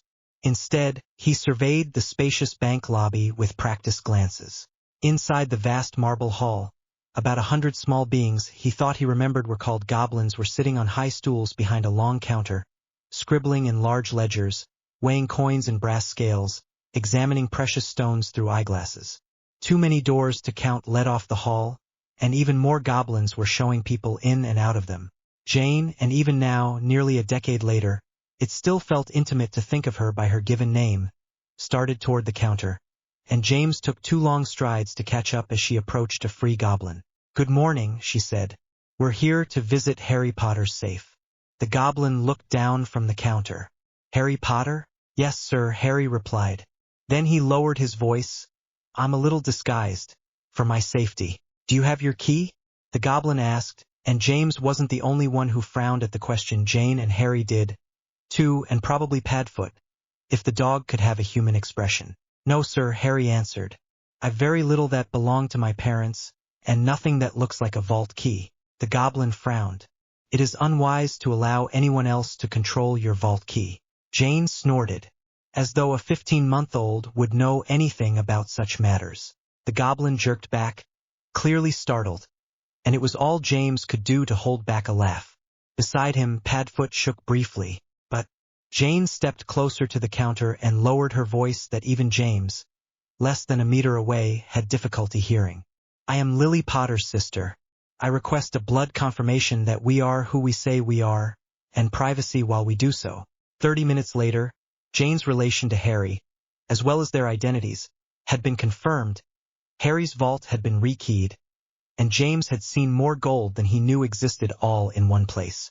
When they emerged into the bright summer morning light, Harry looked up at Jane. Why didn't you tell me I had money? Harry asked quietly. There was no accusation in the tone, just honest curiosity. I didn't know, Jane answered, urging him to start down the alley. James followed, and Padfoot, who'd waited outside the bank, fell into step beside him. Harry frowned. What? I didn't know, Jane repeated. The Potters were wealthy, but there was a civil war going on. I didn't know how much of that wealth went to the war effort, though I shouldn't be surprised your mother made sure you had a trust account that couldn't be touched. Organization and efficiency run in the family, James commented, and Jane glanced over her shoulder to smile at him. Besides, Jane continued, we had enough, and I felt it better to let any accounts continue earning interest, rather than dip into them for everyday expenses. Though I am concerned that your solicitors, as your legal representatives, haven't contacted you. That's probably for his safety, James murmured. Certainly that's the reason given for pretty much anything else surrounding him. Padfoot gave a bark that sounded suspiciously like a laugh, and Jane smiled again, more ruefully. Yes, well, she said, and a slight blush tinged her cheeks. Robes, yes? Madame Malkin's Robes for All Occasions shop was familiar to James. Not the shop itself, of course, but the ambience. He'd felt the same in shops on Savile Row, and that familiarity invited him to relax, at least a little, while Harry got fitted for robes. Then it was time for Harry to get his wand. James admitted privately that he was as excited for it as Harry himself. Padfoot, too, judging by the excited whine he gave as the party approached Ollivander's. Yes, sir, Harry said. Ollivander pulled a long tape measure with silver markings from his pocket. Which is your wand arm? I'm right-handed? Harry said, though it was as much a question as a statement. Hold out your arm. That's it. Ollivander measured Harry from shoulder to finger, then wrist to elbow, shoulder to floor, knee to armpit, and round his head. James thought the production was rather like a stage magician's, designed to impress and distract more than to actually accomplish anything. But as he measured, or more accurately, the wand measured apparently of its own accord, Ollivander spoke. Every Ollivander wand has a core of a powerful magical substance. We use unicorn hairs, phoenix tail feathers, and the heartstrings of dragons. No two Ollivander wands are the same, just as no two unicorns, dragons, or phoenixes are quite the same. And of course, you will never get such good results with another wizard's wand. Ollivander prattled on, and James found himself distracted by the other bits and bobs in the shop. Wand care kits, holsters, and the like. He supposed a wand was rather like the gun he often carried in the line of duty and should be treated similarly. What do you think, Padfoot? He murmured to the animal beside him. Do you think Harry would appreciate a holster for his birthday? A couple of thumps of Padfoot's tail was answer enough, and James selected a holster of some kind of leather with a simple geometric pattern stamped in it, along with a care kit. When he turned back to the till, he realized that Harry had tested at least half a dozen wands while he'd been distracted. No, he mentally corrected himself, at least a full dozen, to judge by the pile of boxes on a spindly chair by the till. Tricky customer. Eh? Ollivander sounded almost gleeful. Not to worry, we'll find the perfect match here somewhere. I wonder now, yes. Why not?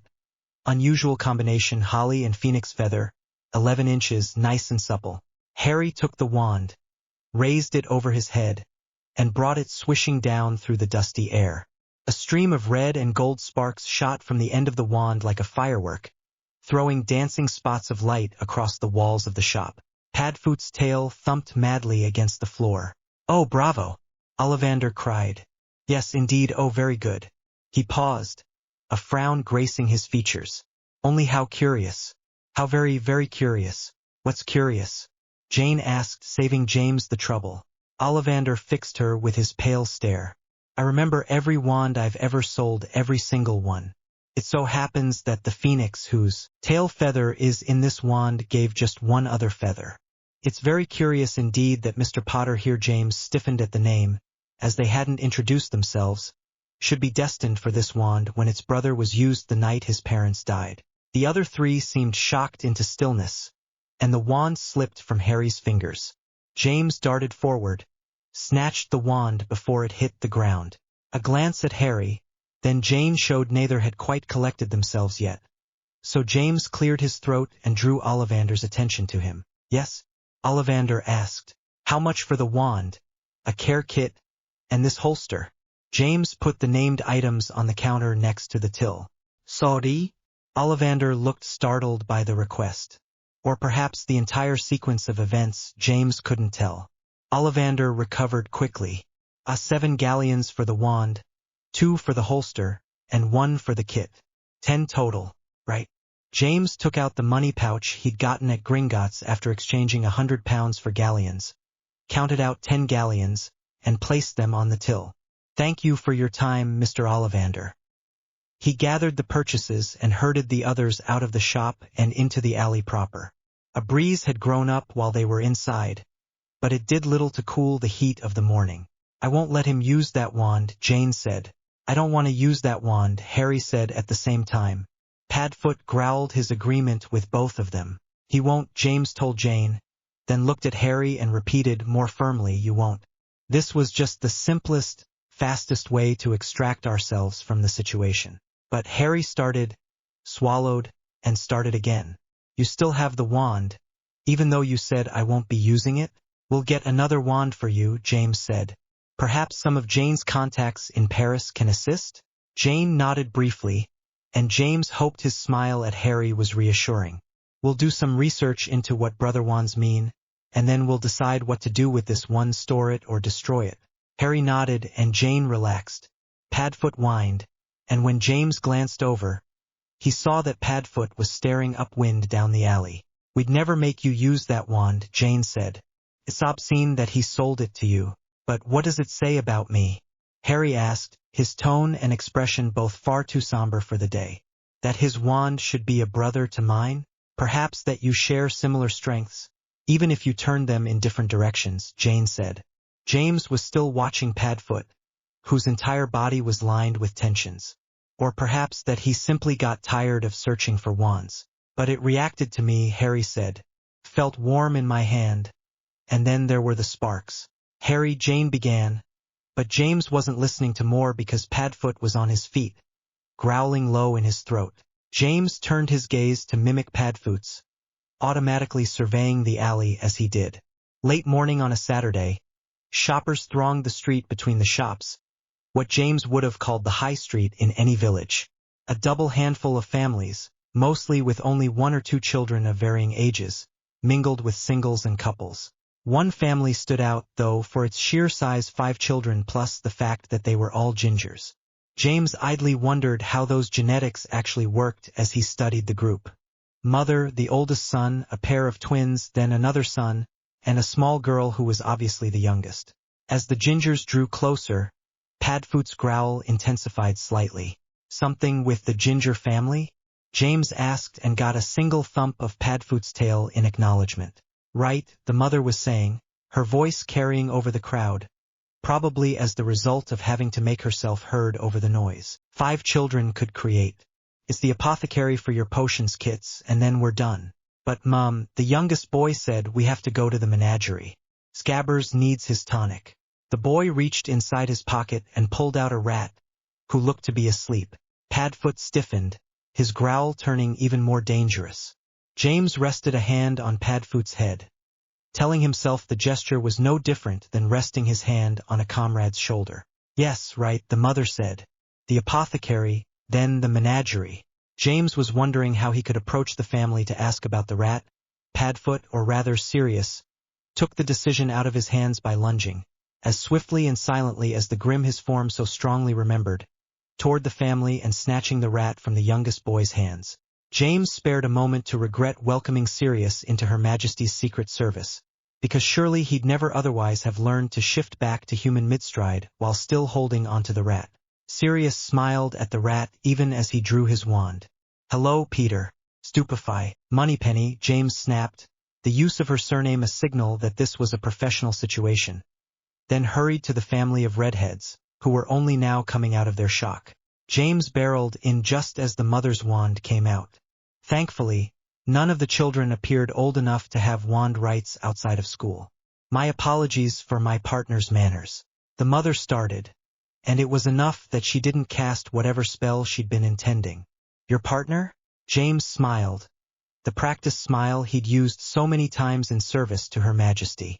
Commander James Bond at your service, madam.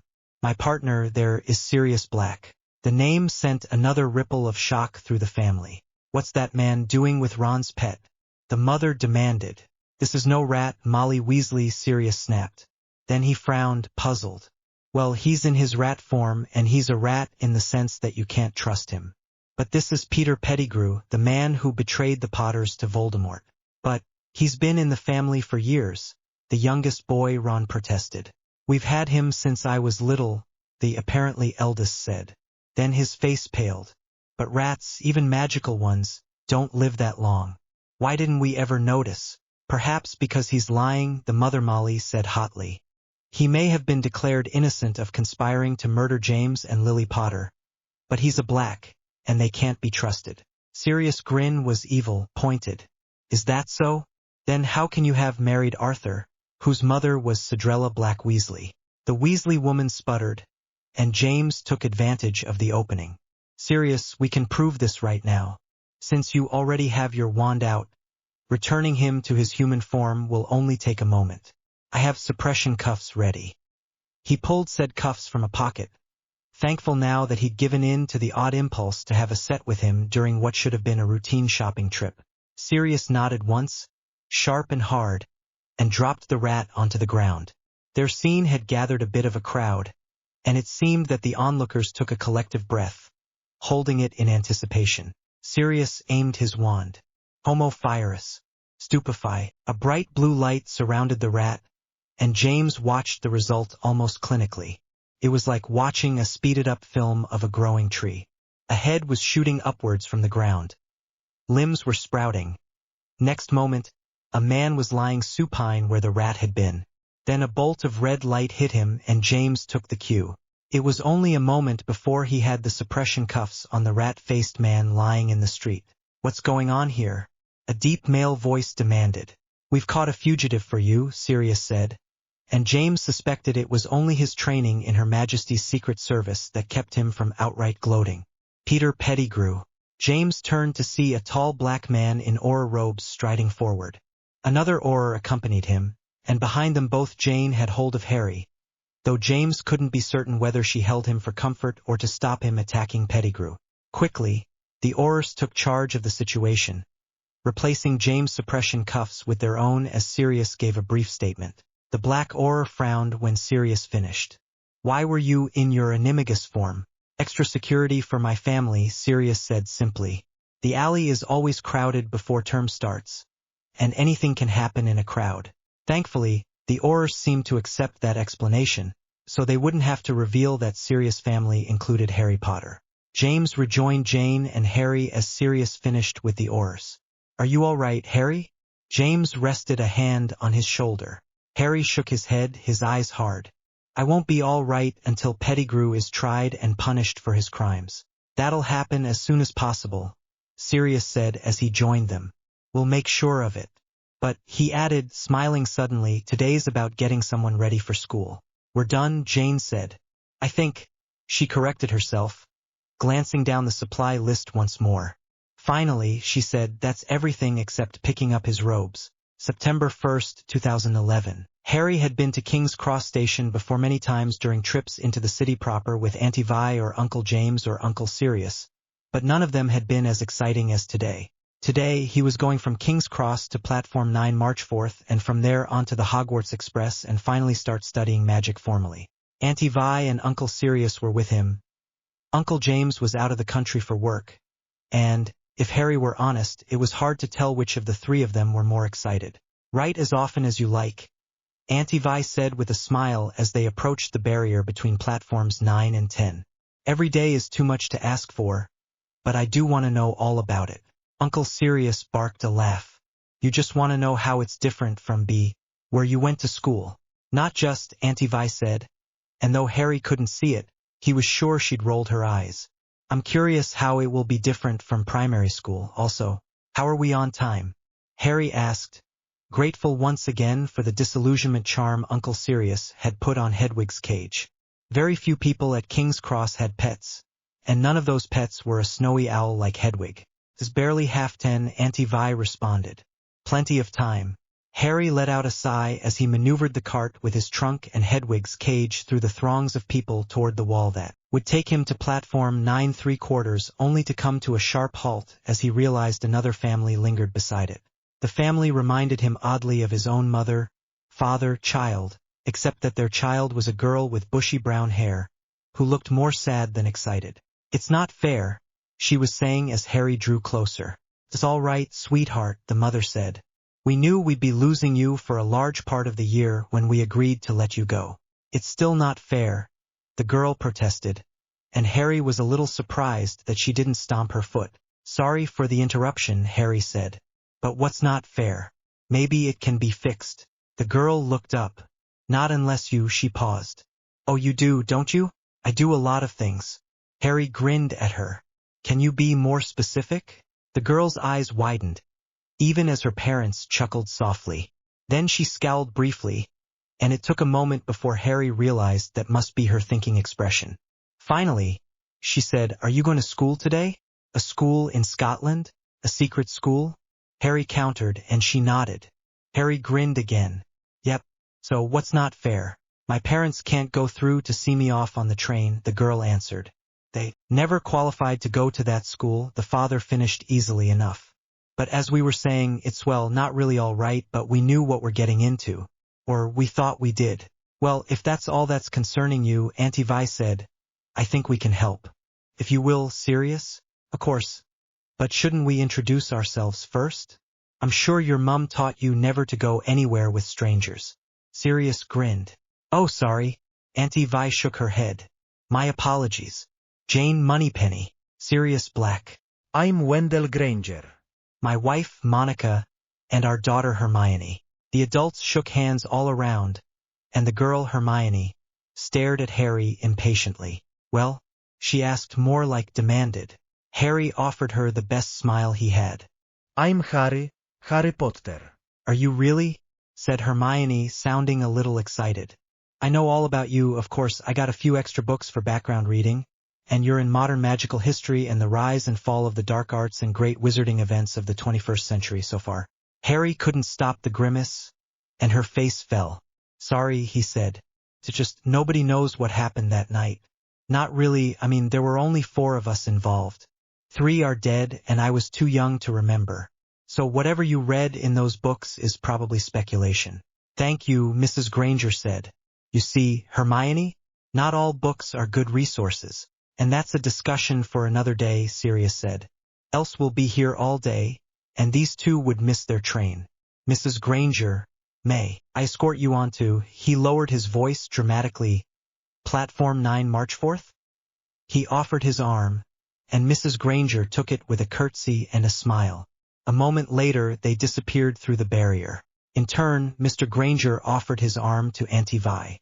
"Ms. Moneypenny, will you do me the great honor of escorting me?" "Course, kind sir," Auntie Vi said. She took his arm and then they, too, were gone. Harry hesitated, and Hermione said, "Well, I think if you take my arm we won't be able to control the trolleys," Harry said. "So I'm trying to figure out how to be a gentleman in this situation, especially since you don't actually need my help to get through." Hermione thought for a moment. "Shall we go through together?" Harry grinned. "We shall." He lined up his trolley so it was parallel to hers, like cars lining up for Le Mans, then looked at her. 3. She took a breath, suddenly looking nervous in a way she hadn't before. 2. 1. Harry waited until she started to move before pacing her through the barrier. Before them, a scarlet steam engine was waiting next to a platform full of people, including Auntie Vi, Uncle Sirius, and the Grangers. Mr. Granger turned at the sound of their trolleys. "Glad you made it." He grinned, mostly at Hermione but including Harry as well. "It's really something, isn't it?" "Go on then," Auntie Vi said, her voice rough. "If you get aboard now, you'll have a better choice of seats." She bent down, and Harry hugged her, letting her bust his cheek, before Sirius caught him up in a bear hug. "Study hard to make your mum proud," Sirius told him, "and have a little fun to make your dad happy." "I'll do my best," Harry promised. "That's all any of us can do," Auntie Vi said, unloading both Harry's and Hermione's trolleys with a wave of her wand. "We'll take them back for you." "I'll miss you," Harry murmured. I know I'll be back at Christmas, but that's so far away, and that's why we'll write, she said. Remember to describe everything for your Uncle James. I will, I promise. See you in December. Before he could cry like a child, Harry turned toward the Hogwarts Express. Hermione joined him a moment later, and he hoisted her trunk onto the train. With a tap of his wand, he ended the disillusionment charm on Hedwig's cage and handed it up to Hermione, who'd paused at the top of the stairs to help him with his own trunk. Hedwig shook out her feathers and gave him a reproachful peck. Oh, she's beautiful, Hermione said. Practical girl that she appeared to be, though. She set Hedwig's cage aside and turned back, ready to steady his trunk as he hoisted it onto the train. How'd you know she's a she? Harry asked as they started down the train. The spots. Males don't have any. What's her name? Hedwig, she was a birthday present from my Uncle Sirius. How far back do you want to sit? Does it matter, really? All the windows on the same side will have the same view within a minute or two of each other, won't they? Probably, Harry said, but it's a magic train, so who knows? Still, lady's choice. Are you always so polite? Hermione asked, not complaining, just curious. I'm polite until I have a reason not to be. Uncle James would be disappointed otherwise. How about here? Hermione asked. And I thought James was your father. My dad's name was James, too, Harry said, maneuvering so he could get her trunk in the compartment she'd chosen. He placed Hedwig's cage on the seat by the window and settled into place next to her. Hermione took the seat opposite. So you grew up with magic, she said. What was that like? Nobody in my family's magic at all. It was ever such a surprise when I got my letter, but I was ever so pleased, of course. I mean, it's the very best school of witchcraft there is. I've learned all our course books by heart, of course. I just hope it will be enough. Do you think it will be? Hermione said all of that very fast, and Harry found himself deciding whether to parse what she'd said or not. Finally, he gave it up as a bad job and decided to be honest. Hermione, he said, hoping his tone was gentle enough not to offend, you seem like a really nice girl, and somewhere in there is someone I'd like to be friends with. But you've got to let a fellow get a word in edgewise now and then. Nervous. What's there to be nervous about? Harry asked, genuinely confused. I thought we were getting along quite well. And why wouldn't your knowing our course books by heart be enough? Well, Hermione blew out a breath, and Harry could see her determination not to ramble as she had before. It's all so very different, isn't it? We don't know what they'll ask of us at the sorting, do we? I've tried a few simple spells just for practice and it's all worked for me. But what if they want more than that? We're 11, Harry pointed out. They won't ask much of us until we've had some classes at least. But the sorting, Hermione protested. I couldn't find anything about it, not even in Hogwarts, a history. How are we supposed to prepare? Harry debated just a moment before leaning forward conspiratorially. Uncle Sirius went to Hogwarts. He wouldn't tell me about the sorting, but he did say that it's not as scary as everyone says. Hermione looked shocked. Why would anyone say it's scary if it's not? Harry shrugged and sat back in his seat. Tradition, I suppose, scare the first ties. Chemef. I'm not sure I like traditions like that. September 2nd, 2011. Dear Aunt Vi, Uncle James, and Uncle Sirius, I was really expecting more from the Hogwarts Express. It's a magical train, right? So why did it feel like taking any other train? Aunt Vi, I know I grumbled about you packing a lunch for me, but thank you. A snack trolley came around about halfway through the trip, but it had just that. Snacks. No sandwiches, pasties, soups, or anything resembling a meal. Despite the welcoming feast we had when we arrived at Hogwarts, it seems rather short-sighted for a train full of kids to have nothing but sweets for several hours. You'd be proud of me, Uncle James. Some kid named Malfoy came by the compartment Hermione and I were in, said he could help me make the right sort of friends. Instead of punching him, I thanked him for his offer and told him I'd never had much trouble making friends, but would ask him if I did. He looked like he didn't know what to do with that. Wasn't Malfoy not the kid, but his father, maybe? One of Voldemort's staunchest supporters? I don't want to punish the child for the sins of his father, but I can't help thinking that he's very likely his father's son. Just like I'm the son of Uncles James and Sirius, and if that's true, he might be someone to watch out for. Plus, I really didn't like his attitude. Anyway, the part Uncle Sirius is surely waiting for, my sorting. And really a telepathic hat. Anyway, after a lot of blather about how I could do well in any house, especially noting that I could be great in Slytherin, I was sorted into Gryffindor. So was Hermione, the girl we met at the station, and all of the Weasley kids. You remember the family that Pettigrew was hiding with? The youngest, Ron, wants to be my friend, but I'm having a hard time overlooking the fact that they kept Pettigrew safe. Oh, I know it's not entirely their fault, that Pettigrew charmed them not to notice that he lived so long, but still. If any one of them had shown even the slightest doubt. But, as Uncle James says, it's no use crying over spilt milk. Uncle Sirius would like the Weasley twins, though. They're pranksters.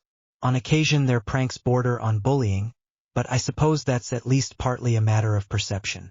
I'm just grateful that I grew up with a prankster, so I know what to watch for. All my love, Harry. November 1st, 2011. Dear Ms. Moneypenny, Mr. Black, and Commander Bond, I don't really know where to start, so as the King of Hearts advised Alice, I'll begin at the beginning. Last night was the Halloween feast.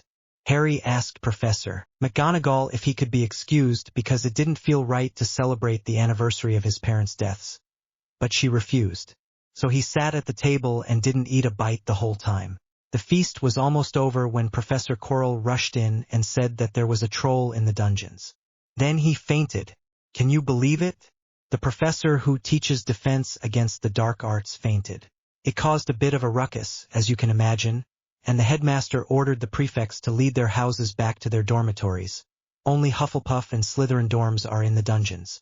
Harry reminded Percy Weasley, a fifth-year Gryffindor prefect, of that fact, and it wasn't long before the professors made another plan. Professors McGonagall and Sinistra would remain with the students in the Great Hall, and Professor Dumbledore would lead the other professors to deal with the troll. It was in the middle of this that Harry realized everyone had forgotten Professor Quirrell. So he went over to check on him. Harry put his fingers on Professor Quirrell's neck to check his pulse, and both of them began to burn. I screamed for help, and after that, I'm not entirely sure what happened, as the professors and prefects all crowded around.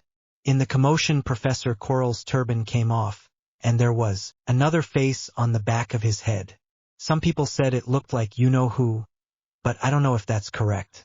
What I do know is that Harry is in the hospital wing, and hasn't woken up yet.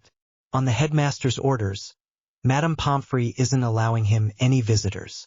I really don't want to send this letter with no other news, but I'd want my parents to know as soon as possible if something happened to me. So I'm borrowing Hedwig to send this to you.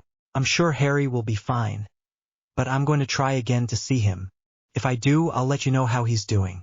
Sincerely, Hermione Granger. November 2nd, 2011. Jane followed Sirius through Hogwarts, wishing her first visit to the castle that Harry clearly loved were under better circumstances.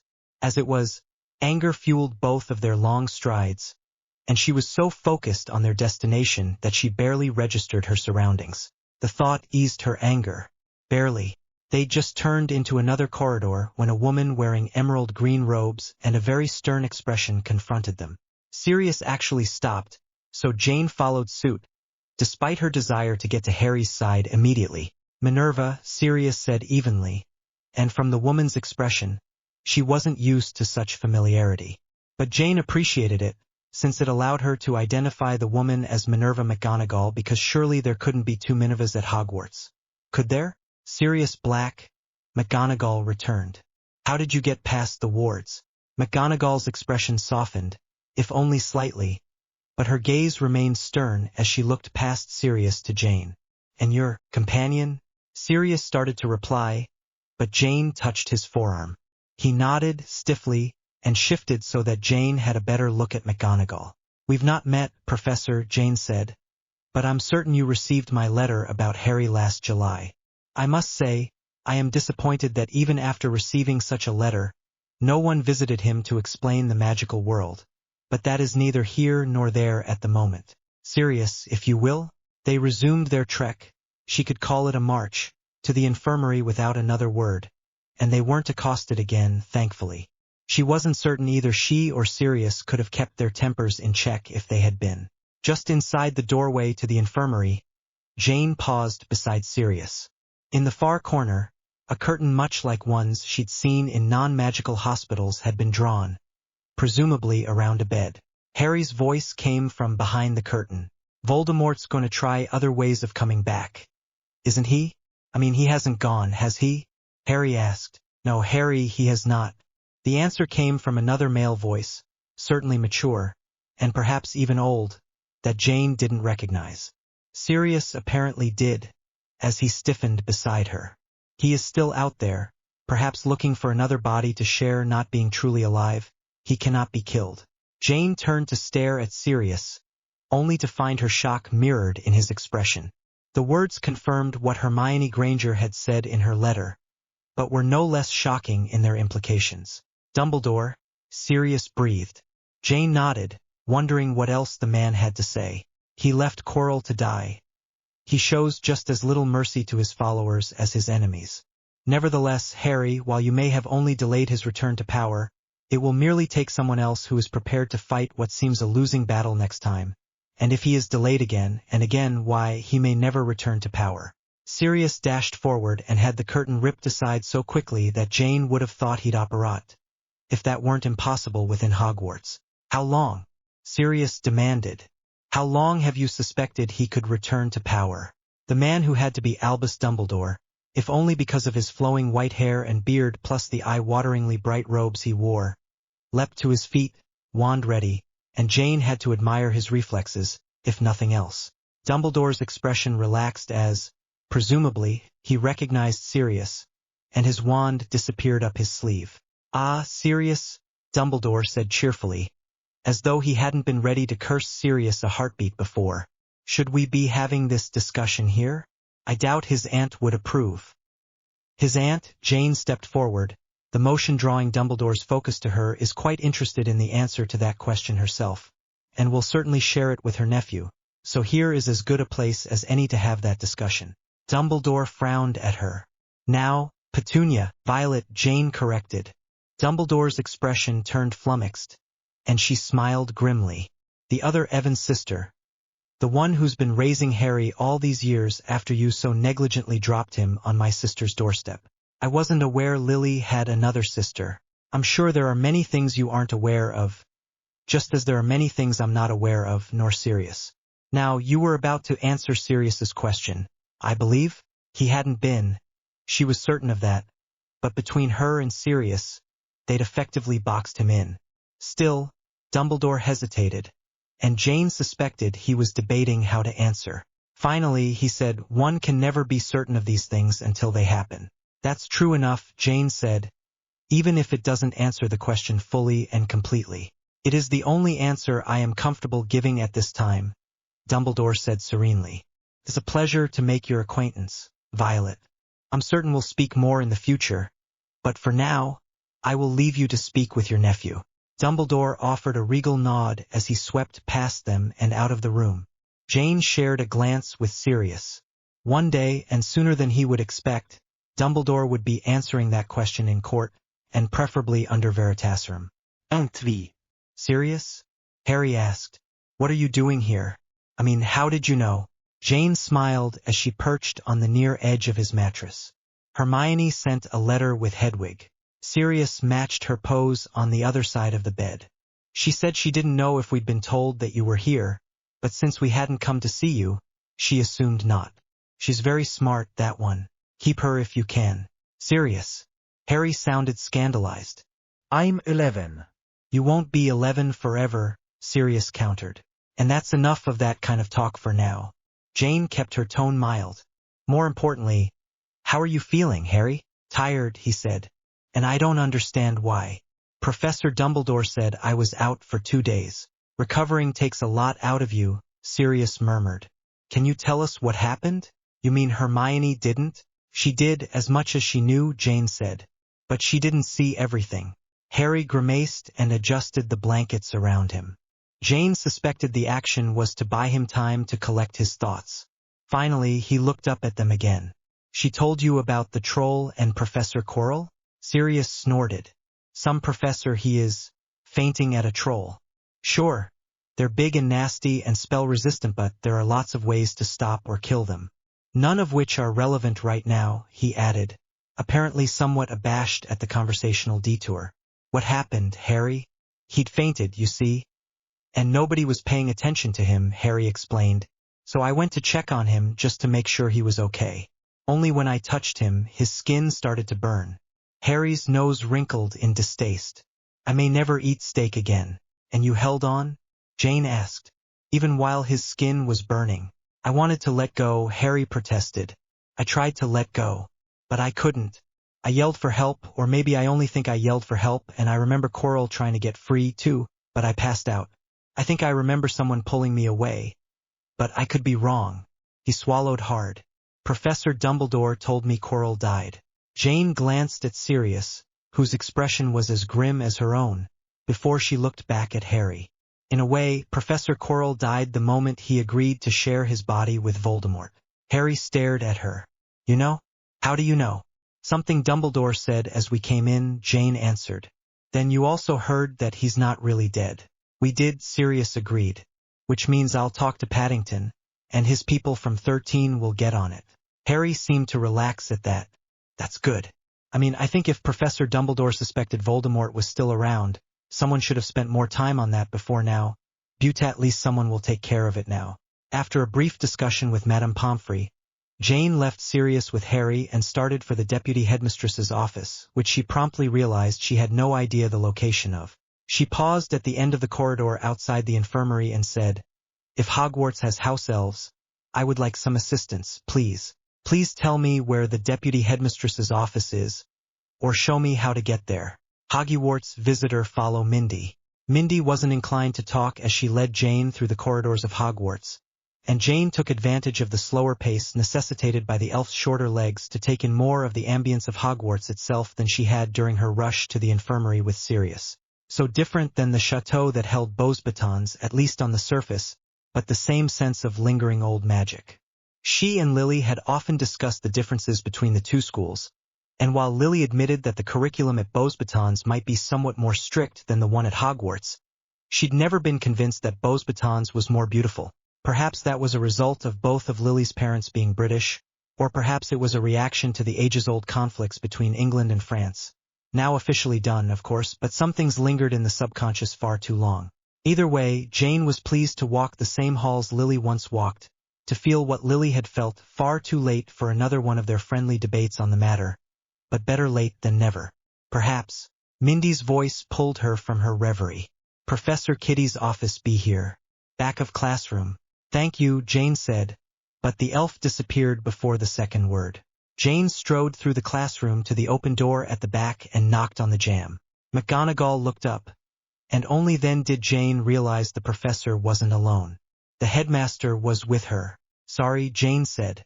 I didn't realize you were in a meeting. I'll wait outside. Nonsense, Dumbledore declared, his eyes twinkling behind his spectacles. Routine school business can wait. Do come in, dear lady. Jane accepted the invitation, crossing to stand before the professor's desk. I won't take much of your time. I simply wanted to advise you that we'll be taking Harry out of school for the rest of the week. Dumbledore's expression turned puzzled. Whatever for? I just want our family healer to have a look at him. Dumbledore offered a smile that Jane supposed was meant to be reassuring. Madame Pomfrey has assured me Harry is fine. Yes, she assured me the same, Jane said.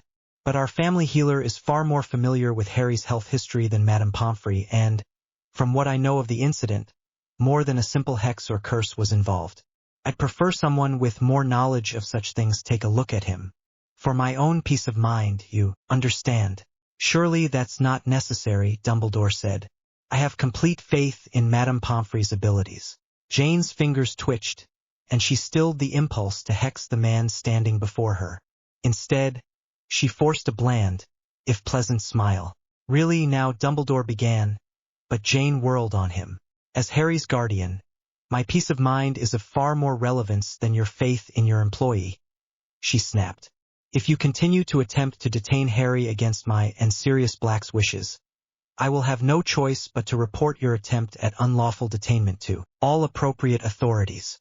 Miss Moneypenny, McGonagall put in, her tone clipped and her expression stern.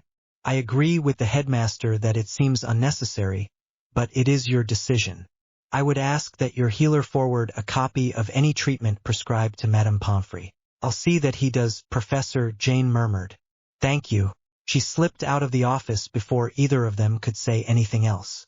November 3, 2011. Harry seems fine, Healer/Dr. Watson said as he emerged from Harry's bedroom. I gave him a potion to make him drowsy. Sleep is often the best medicine. And I don't mean being unconscious as he was. Jane let out a long breath. Beside her, Sirius did the same, only exaggerated for effect. She mock-glared at him, briefly, but focused on Watson once more as he sat across from them in the lounge. What happened? Jane asked. I'm not entirely sure, Watson replied and held up a hand to forestall questions. My best guess is that whatever protected him from Voldemort before did so again. I hate not knowing for sure, but Harry's circumstances are unique, so almost everything is guesswork. Indeed. Watson grinned at her, but sobered quickly. I'm surprised the Cursebreakers didn't find it when they excised the darkness from Harry's scar. Or maybe they did, but didn't mention it, Sirius offered. Or they didn't catch it because they weren't looking for it. More likely the latter, Watson said wryly. At least based on my experiences with Cursebreakers in the past. Perhaps a more thorough examination is in order. Jane asked. Because if Dumbledore is correct that Voldemort isn't entirely alive, and therefore can't be killed, then he needs to be contained, imprisoned somehow. Perhaps with a Fidelius charm on the location where it was dropped that the Secret Keeper never reveals, Watson added. But that's for later, once the Cursebreakers determine what's actually happened. You think they can? Sirius asked. Watson shrugged. It's the only option I see at the moment, though I'm quite disappointed that the ritual we did for Harry 10 years ago doesn't seem to have worked properly. I remember you saying that Horcruxes are thankfully rare, Jane said. Should it be so surprising that the Cursebreakers didn't know everything?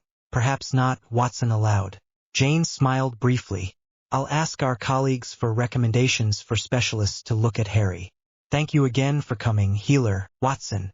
She saw him out, heard the pop as he operated away, and turned to head back into the lounge, where she found Sirius talking quietly into his mobile phone. So she altered course to the kitchen to prepare tea. By the time she returned to the lounge with a platter of tea and biscuits, Sirius had ended his call and had rested his head on the back of the sofa, eyes closed. He raised his head and opened his eyes as she drew closer.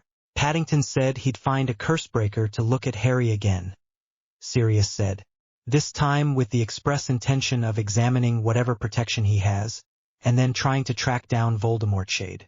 Or Spirit, or whatever he is now. That's good.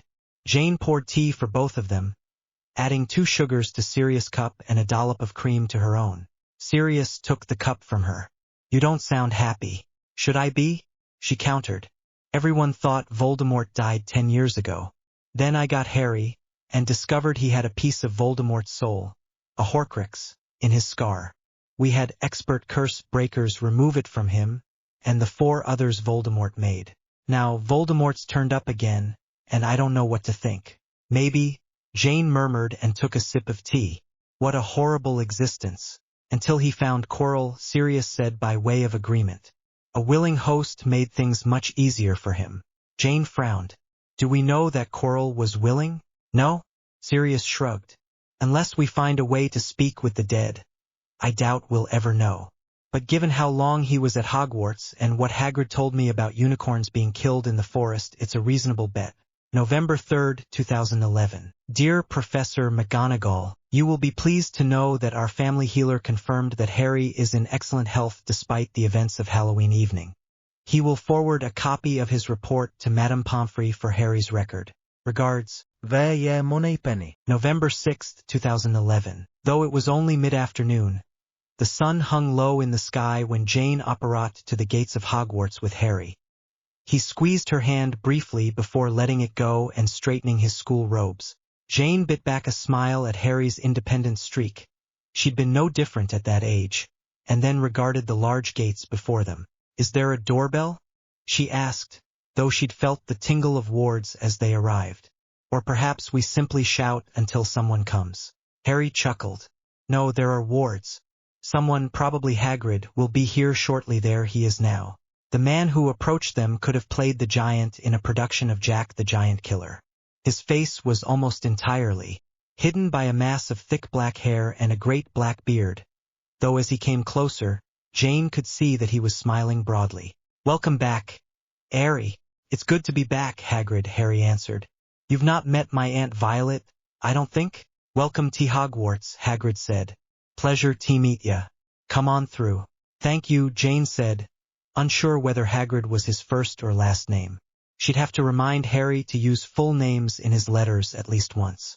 Harry had already passed through the gates, and she followed quickly, letting the giant gates swing silently closed behind her. She was happy to follow Harry and Hagrid to the castle proper, listening to them talk about, well, honestly, she didn't really pay close attention to their talk. She was focused, instead, on the coming conversation with the deputy headmistress. She had a feeling it would not be pleasant, and it might only barely be considered civil. At the doors to the Great Hall, Harry hugged her briefly before going inside to join some of the other students who were studying, perhaps, judging by the books open on the tables, but she couldn't be certain given the lively discussion that appeared to be going on. "Do you know your way from Ayr?" Hagrid asked, and Jane forced her attention away from the students. "I believe so, unless the route changes." She'd meant the comment in jest, but Hagrid appeared to be considering the question with the utmost seriousness. "I don't think so," he said finally. "Routes to the head's offices change less than the others." Hagrid blushed, or she thought he did, given the sudden ruddiness in his cheeks, then mumbled what might have been pleasure to help and strode away. "Miss Moneypenny." McGonagall gestured her to a seat opposite her desk. "You indicated this meeting would not take long, but I confess I've no idea what we need to discuss." Quite simply, Jane took the offered seat, sitting primly forward rather than settling back. "You need to convince me not to withdraw Harry from Hogwarts right now." "I beg your pardon?"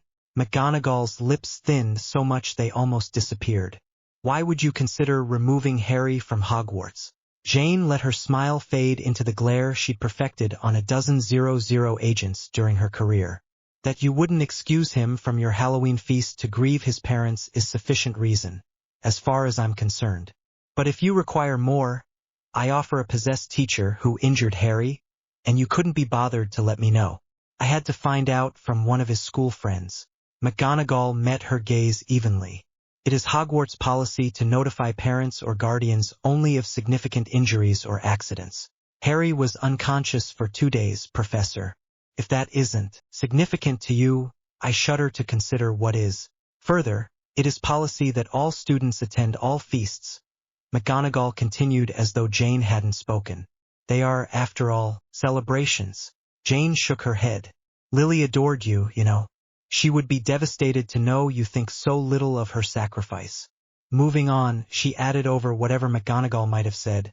"There was a troll that somehow got into the school, which I understood was one of the safest places in Britain." "How do you explain that?" "It's my understanding that Professor Quirrell tampered with the wards." "That shouldn't be possible. Not a single professor, anyway," Jane corrected herself. "I understand that any wards can be circumvented or broken. But if Hogwarts is truly one of the safest places in Britain, how is it that a single person managed that feat without alerting you or the headmaster, or anyone else on staff?" Jane smiled grimly. "I saved the worst for last. The worst, worse than all of those combined thing about Hogwarts is that you have a Death Eater teaching Harry. A reformed Death Eater." McGonagall glared at her. "Professor Snape regrets his actions." "I don't care," Jane snapped. "He supported the man who murdered Harry's parents. A case could be made that allowing him to teach Harry is psychological abuse." McGonagall jerked back, the first genuine sign of emotion she displayed. "I assure you, there is no abuse at Hogwarts." "Then we clearly have different definitions of abuse," Jane said flatly. "But please, you were attempting to convince me that Harry should continue attending Hogwarts." McGonagall eyed her shrewdly. "You seem already to have made up your mind that he won't." "Not entirely," Jane admitted. "But right now, the most persuasive argument I've heard is his own, that he wants to attend the school his parents did. I respect that, but I have to make the best decision I can for him, regardless of what he wants." McGonagall stayed silent for long moments, and Jane could practically hear the other woman thinking. Finally, McGonagall sat forward, interlocking her fingers and resting her hands on her desk. "Perhaps I should be asking what we can do to convince you to let him stay." Jane allowed herself to relax, however fractionally. At least, McGonagall seemed open to listening, even if her cooperation wasn't assured. He will no longer take potions with Severus Snape, Jane said. That's not negotiable. But he must study potions, McGonagall pointed out. As part of the core curriculum, and he will be tested on it during his OWLs. I'll arrange for a private tutor. Technically, she already had, but McGonagall didn't need to know that. McGonagall didn't appear entirely reassured, but said only, do provide a, what do you call it? A sieve? A CV, Jane answered. Curriculum vitae. Yes, thank you. What else? Notification of any injury Harry should have. Honestly, that's standard procedure in Muggle schools. I will suggest that the policy be changed for all students, not just Harry. Why was McGonagall being so accommodating? Jane had no idea, but resolved to pose the question to Sirius, James, and also Crispin Paddington when she had the chance. She said only, I'm sure the parents will appreciate that. What else? Many reasons. McGonagall sat back in her chair, and for a moment looked as old as she must be. The very least of which is the prestige he brings with him. Prestige? He's 11. Then Jane got it. You mean because of his ridiculous fame? Yes. Not that I or most of the professors care, you understand.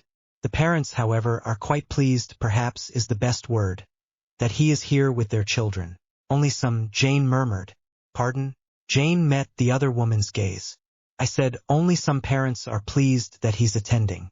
Those who supported Voldemort surely aren't. I'd suspect some of them might even be contemplating avenging their fallen master.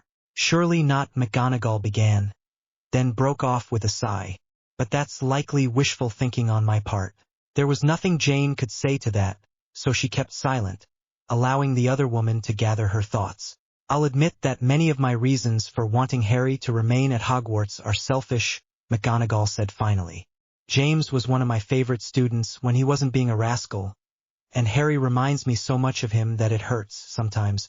I feel like I failed James and Lily both, and I want to make it up to their son. You aren't the only one to have failed them, Jane observed.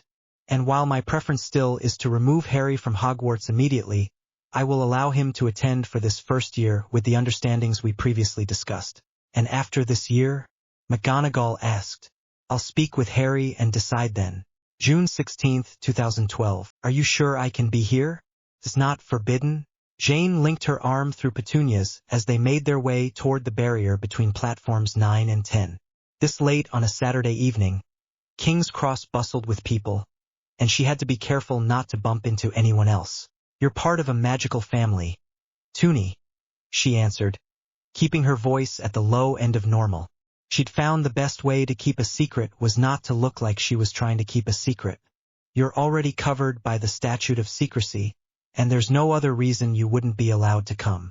Petunia nodded tightly, and her hand clenched around Jane's arm as they made straight for the barrier. Trust me, Jane murmured, and then they were on to platform 9 March 4th, and she released her sister's arm after guiding her away from the entry point so as not to block anyone who came through after. A glance at her wristwatch told her the Hogwarts Express should be arriving shortly, and she looked around for Sirius and the Grangers. He'd offered to ride with them to King's Cross to escort them onto the platform to meet the train as it returned. Frankly, Jane was appalled at the lack of a parent-teacher association to organize such things. For a moment, she considered trying to organize one herself. Petunia's somewhat disdainful sniff interrupted that train of thought almost before it began. Something wrong? She asked. Not wrong exactly, Petunia replied. I suppose I was expecting more. It's a magical place, isn't it? Ah, but form follows function. Sirius' voice, cheerful as always, came from off to their left, and Jane turned with Petunia to see him approaching with the Grangers and, somewhat unsurprisingly, James. And a train platform's got a very ordinary function, doesn't it? Well, yes, Petunia admitted. Still, I confess I'm a little disappointed. So was I. Our first trip, Monica Granger offered. Though, looking back, I don't know why I was disappointed. Very likely because of the word magic, James said. We associate that word with so many things, from Disney films to The Lord of the Rings. Finding out that magical people are relatively ordinary was certain to disappoint. That said, Sirius said, It's also partly because the platform is tucked away in the middle of London. Places like Hogwarts, far from any place else, are far more magically interesting. It's a shame non-magical parents never get to see Hogwarts, Wendell Granger said. Odd that you should say so just now, Jane said. I was just thinking that I've never heard of Hogwarts having a parent-teacher association. Do you remember Lily ever talking about one, Toonie? Petunia looked momentarily surprised, possibly at being included in the conversation. But Jane didn't know for certain, before she collected herself. No, she never did. All Mum and Dad ever received were midterm and end-of-year marks. I thought that was because it's a boarding school, Monica said, then gave a rueful chuckle. Though even if it were a day school, Wendell and I couldn't help her with her homework. Sure you can, Sirius said. At least the theory part. We quiz Harry over the summer halls, which he hates, James put in. Harry's always been better with practice than theory. And that's beside the point, Jane declared. Oh, I really don't think it is, Wendell countered cheerfully. Embarrassing stories about our children are never beside the point. Jane waited for the brief laughter to subside before speaking again. 2 reports a year don't seem sufficient to me, especially not after Harry's years in primary, where parents met with teachers twice a year and received quarter-term marks and recommendations for improvement. I realize it won't be the same at Hogwarts, but I do think there should be some organization for parents who want to be involved. Hogwarts. The lack of compassion many magical people have for non-magical people is truly appalling. James came forward and rested a hand on Petunia's shoulder. More so when some of those they consider non-magical just have different gifts. Hedwig will enjoy the exercise Sirius offered, and we can always hire one if we need to. James shifted closer to Jane and murmured, That sounds like you've decided Harry will stay at Hogwarts.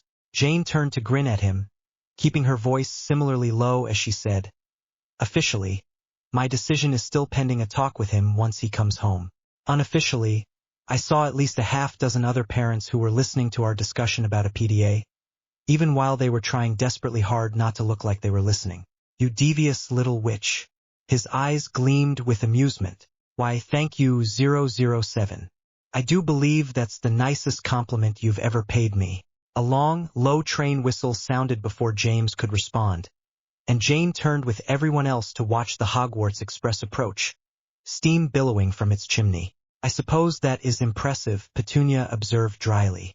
At least a little. Jane chuckled but couldn't disagree with her sister. A functioning steam train wasn't something one would ordinarily see, after all. It wasn't long before the train came to a stop. The doors opened, and children poured out of it, chattering and happy after being stuck on a train all day. There are so many other forms of magical transport, James said. Why confine children to a train for a day? Tradition, Sirius answert. They had to do something different before the train was invented, didn't they? Monica asked. Why did they change to something that is, magically speaking, far less efficient? Because it's more efficient for the school, my dear. The sudden, unfamiliar voice had Jane and Sirius drawing their wands and James drawing his service weapon. All 3 whirled to face the newcomer, who turned out to be a man with flowing white hair and beard. Headmaster. Sirius lowered his wand but didn't holster it. Jane followed his example. What brings you here? Most disturbing rumors, my boy. Dumbledore answered with a grave expression. Rather than elaborate, he turned to Monica. But to your question, having the children all arrive at the same time in the same place is far more efficient for the staff and administrators. Monica raised a dubious eyebrow. I'm sure the first years at least are somewhat hyperactive after the ride, and as you can see, even now, some of the older years too. There are always trade-offs. Dumbledore smiled at her, eyes twinkling, before turning to Jane and Sirius. But as to those rumors, I've heard you're considering removing Harry from Hogwarts. We have been, yes, Jane told him, but the decision is not yet finalized. And, yes, she continued before he could speak again, I understand why you wouldn't want us to withdraw him, but ultimately it is our decision. I must urge you to consider this question most carefully. Dumbledore smiled what Jane supposed was his best conciliatory smile, though to her it came across more like condescending. What makes you think we're not? Jane countered. Honestly, if I were headmistress of a prestigious school, I'd be more concerned about my star students like the Granger's daughter, Hermione. Ah, yes, the headmaster turned his twinkling eyes to Monica and Wendell. I've heard great things about your daughter. Even our most exacting professors praise her. His focus returned to Jane. But Harry is a special case, you understand. Harry, Petunia broke in. It's always about Harry. Never about Lily or even James. Honestly, what do you think a 15-month-old child could do against the most feared dark wizard of the modern age? Spit up on him? Throw toys at him? We believe, Dumbledore said, that Harry performed some kind of accidental magic and that saved him. What a load of tosh. This new voice was at least familiar, and Jane smiled at Crispin Paddington. Dumbledore frowned at the newcomer. I beg your pardon? You're pardoned. Paddington responded with more aristocratic posh than Jane knew the man possessed. James, Sirius, we found him. And this was worth coming in person? James countered, even as Sirius finally holstered his wand. Yes, because Harry needs to come with us. What? Petunia echoed Jane's exclamation. You remember he's only 11, right? Jane added. I do, Paddington replied, his expression grave. I also remember that while Riddle feared the chief warlock, here, he has only known defeat at the hands of Harry Potter twice. You want him there because 3 is a magically significant number. This new voice was female and sounded young. Jane glanced around to find that Harry had joined them, Hermione Granger at his side. And if Harry defeats him a third time, it'll be forever and final. Paddington nodded even as Dumbledore rounded on him. Who are you and how do you know that name? Crispin Paddington of Her Majesty's Magical Service, and I am not at liberty to tell you anything. Having answered both questions, Paddington focused on Jane. I can't begin to understand how you must be feeling, but I trust you understand that I wouldn't ask this if it were not deemed critically important by those who know more than either of us. I'll do it, Aunt Vi, Harry said with quiet determination. I don't have a choice, really. Oh, Harry. Jane stepped forward to hug him. Much like Frodo, I wish this had never come to you. Harry's chuckle sounded in her ear, soft and resigned. So do all who live to see such times. But that is not for me to decide. All I have to decide is what to do with the task and time that is given me. Jane forced herself to swallow a sob and held her nephew tightly for a moment, surprised when Petunia was there to hug him, too. I don't know what this task of yours is, Petunia said, but I expect you to handle it straight away. Dudley's birthday is Saturday, and I expect you to be at his party. I'll do my best, Aunt Petunia. Harry straightened away from Petunia, only for Hermione to glomp onto him in the hardest, fiercest hug Jane remembered seeing. You're a great wizard, Harry, Hermione declared fiercely. Call me when you're back. I will. Harry disentangled himself and looked at Jane. Aunt Vi. Jane summoned a smile, somehow. Go, Harry. I'll see your things home and take care of Hedwig while you're gone. Harry nodded and moved to stand beside Paddington. I'm ready when you are, sir. Sirius clasped James' arm but looked at Paddington. Your office or mine? Go on to yours so you and Bond can gear up. I'll take Harry to mine to do the same. Wait, Dumbledore began, but Paddington and Sirius were already operating away. Dumbledore turned to Jane with a frown. Who was that? Crispin Paddington of Her Majesty's Magical Service, Jane said, though he said that already. Are you having difficulty with your hearing? Or perhaps your memory? Both are in perfect working order, I assure you. But Dumbledore's cheeks flushed as he spoke. Perhaps I should clarify. Who was Crispin Paddington that you would so foolishly allow Harry to leave with him? Jane held back a snort with difficulty, limiting herself to, I trust him far more than I trust you, I should add. You've done nothing to help Harry since the night Lily and James were murdered, and even then your help could have killed him. I'll thank you to stay out of Harry's business, except as it may pertain to his schooling. Even then, I trust that his head of house can handle almost everything, and for those things she can't, I expect to be notified before any final decisions are made. Dumbledore straightened. Most parents trust the school staff to handle all issues. Not 5 minutes ago you argued that Harry is a special case. Which is it?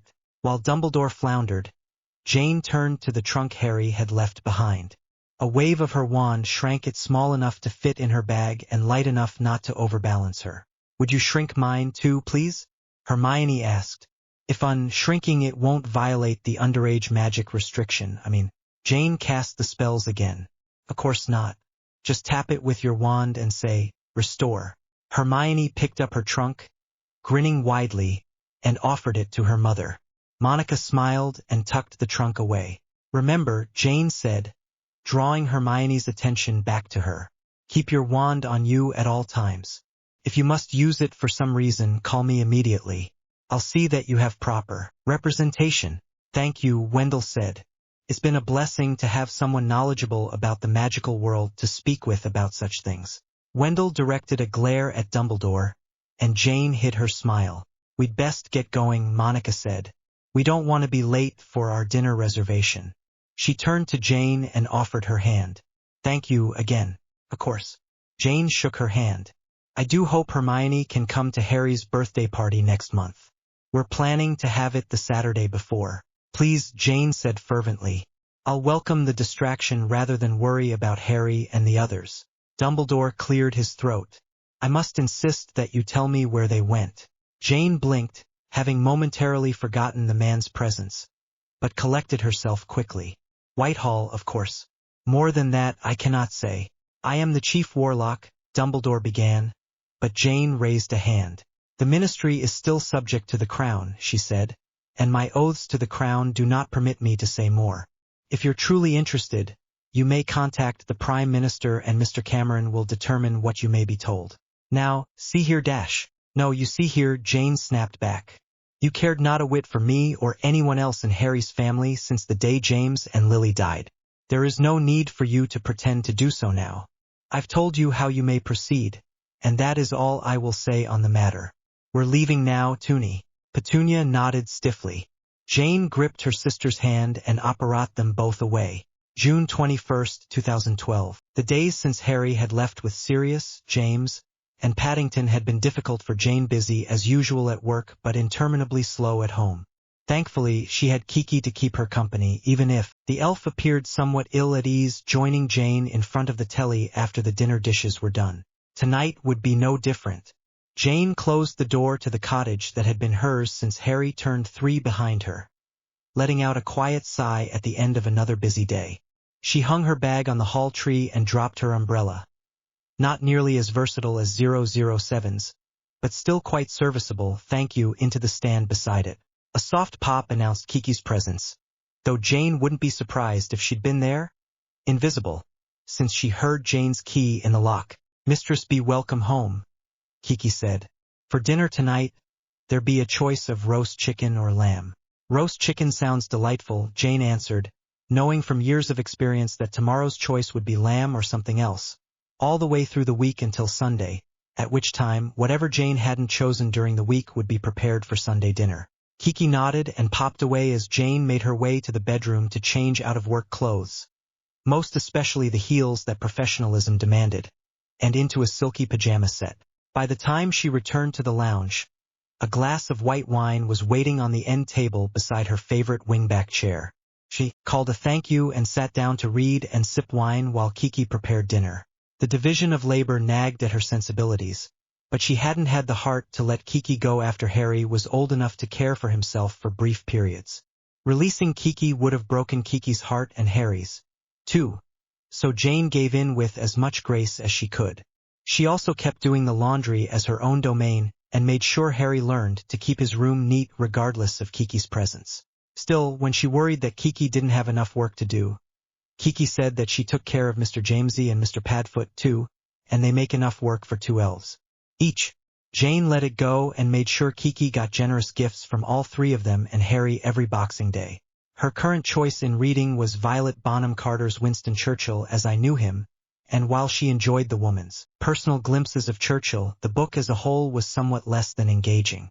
More than once, Jane had considered setting it aside in favor of a new biography of Her Majesty. For now, though, she opened it to the page she'd marked and began to read. She'd barely finished the first paragraph before a key turned in the lock. She rose, tossing the book aside, and drew her wand. Only Harry, James, Sirius, and Petunia had keys, but she'd take no chances. The door opened to reveal Harry and Behind him, James and Sirius. Jane holstered her wand and opened her arms for the nephew who'd become her son. Harry rushed into her arms and she held him tight. "I'm so glad you're back," she murmured. "Glad all of you are back," she added, embracing Sirius and James in turn, then urging them to seats. "It's all over?"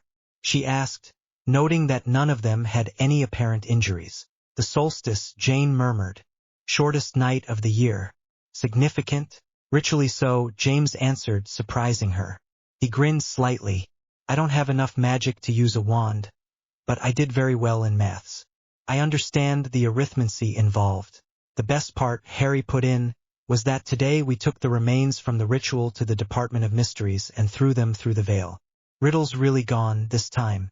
Jane would never doubt her son aloud, but she couldn't help glancing at Sirius, who nodded once.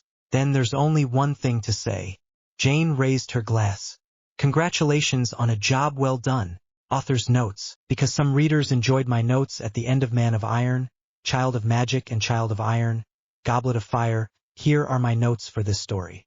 Hope you enjoy them. Re 2001. I brought the Harry Potter stories forward in time to be somewhat contemporaneous with the Brosnan Bond years purely for my convenience. I'm a bit obsessive about getting things right and really didn't want to lose a ton of time figuring out when certain things became available to the general public in 1981. Re. Jane Moneypenny. Moneypenny is never given a first name in Ian Fleming's novels. She was named Jane in the authorized spin-off book series, The Moneypenny Diaries. She was named Eve in the film Skyfall. As the diaries came before the film, 2005 versus 2012, I chose Jane and then had to figure out how Jane could fit into the theme of names implied by Lily and Petunia. The names of Henry VIII's wives as middle names fit the bill. Re. Dumbledore's letter to Petunia. Yes, I reused the one from the Magical Sentinel as a basis. Why reinvent the wheel? Re. Dumbledore's titles. In PS/SS Chapter 4, Dumbledore is listed as Order of Merlin, First Class, Grand Sorcerer, Chief, Warlock, Supreme Mugwump, International Confederation of Wizards. A check of the HP lexicon and other sites doesn't narrow down the date he becomes Supreme Mugwump or Chief Warlock, though it's certainly before Harry's 11th birthday, so I've chosen not to have him holding either of those titles at the time of Voldemort's defeat. Read Director. In SS/PS on the very first page we read, Mr. Dursley was the director of a firm called Grunnings, which made drills. From my research, it appears that, in the UK, a director of a corporation is similar to a CEO or president in the US, so that's how I've used it in this story. If that's wrong, I apologize and I ask for sources to correct my understanding. Re. Aunt Marine and Uncle Antoine, characters based on the ones by the same name in Murder in Provence. Re. Crispian Paddington, Re. Tata and Taunton, the French terms for auntie and uncle, per a vocabulary list I found at FrenchToday.com. If I'm using the terms incorrectly, I apologize. Re. Rhiannon Jones, Re. Gavin Troy, based on the character from Midsummer Murders. Re. Trials will occur in due course. It's a popular trope in HP fanfics to have magical trials happening within a week, or even less, of a crime occurring or some new evidence, i.e. of serious innocence, or of someone's malfeasance coming to light. Unfortunately, I don't buy it. Even allowing for the use of Veritaserum, according to the HP lexicon, Rowling has said something to the effect of Veritaserum works best upon the unsuspecting, the vulnerable, and those insufficiently skilled, in one way or another, to protect themselves against it, so it's not infallible. I would expect the same to be true of honesty hexes or compulsions and the like. Therefore, investigations, including crime scene investigations, interviews of witnesses, examination of physical evidence, and so on, would still take place. That process would take several weeks at least, and then the matter would need to be set for trial and so on. Magic would no doubt make much of the process go quickly. But there's still the question of how soon a trial could be set on the courts, in this case, the Wiesengemot's docket. 3 to 6 months seems like a reasonable time frame. We never see James and Lily's marriage from the inside, so to speak. We know that James was willing to lay down his life for Lily and Harry. Lily, take Harry and go. It's him. Go. Run. I'll hold him off. And we know Lily bargained with Voldemort for Harry's life. But that's all we see of them. Their love for Harry, which says nothing about how they see each other. But marriages are rarely 100 blissfully happy, and given the dystopian nature of the wizarding world, I wonder if pureblood James didn't look down on Muggle-born Lily, at least subconsciously. See Ron's comment about the accountant uncle they don't talk about. So I tried to shade in a bit of that in the letter in Lily's trunk. Which trunk, in the back of my mind, she was planning to use herself to take Harry away, but didn't get the chance. Instead, she placed some amazing as all hell charms on it, and therefore it ended up staying with Harry. July 22, 2011. In canon, Harry's Hogwarts letter arrived on Friday, July 24, 1981. Unfortunately, July 24, 2011 is a Sunday, and the Royal Mail doesn't run on Sunday. I chose to move the letter's arrival back 2 days and keep the Friday delivery. Bond's magic. The definition of a squib, aside from being a small explosive, or a bullet without sufficient expanding gases to leave the barrel, is someone with such a low level of magical power that they are essentially unable to do magic at all, per the HP lexicon. It's not much of a stretch to think that wizards mean unable to do wand magic at all, since squibs can, for example, see magical creatures. Therefore, squibs might have some non-wand magic that they don't even realize is magic. Rather, they consider it a natural talent, if they consider it at all. It's from this slightly expanded definition that I took Petunia's green magic. Following that definition, Bond has a wizard in his ancestry somewhere, but his natural talent is something that makes him one of the best agents Her Majesty's Secret Service has ever had. It's not entirely combat-related nor entirely sneak/stealth related, but some odd combination of both. As to why/how he works with MI13, I suspect he ran into something overtly magical. MI13 was called in to deal with it, and when they realized that he could see whatever happened, they read him in on the secret. I further assume that all department heads, i.e. the head of MI5, etc., have at least the knowledge that the magical world exists, but that's a different discussion. Homo Fieri, human. The translator gave me Homo Fieri, but that looked a little too much like a certain Food Network personality, so I tweaked it a bit to Homo Fieri. A few simple spells. That's taken directly from PS/SS, Chapter 6. I know it doesn't track with Can't Use Your Wand Outside School, but it's there. June 16, 2012. In canon, the Hogwarts Express returned to London on Saturday, June 20th, according to HP lexicon. In 2012, June 20th was a Wednesday. As with the arrival of Harry's Hogwarts letter, I've chosen to move the date to match the day of the week. So do all. Paraphrasing the great J.R.R. Tolkien, because he said it better than any of us. Churchill as I knew him. 2012 summer solstice. It happened on the 20th, as 2012 was a leap year. Yes, I am OCD enough to have looked it up. Grin.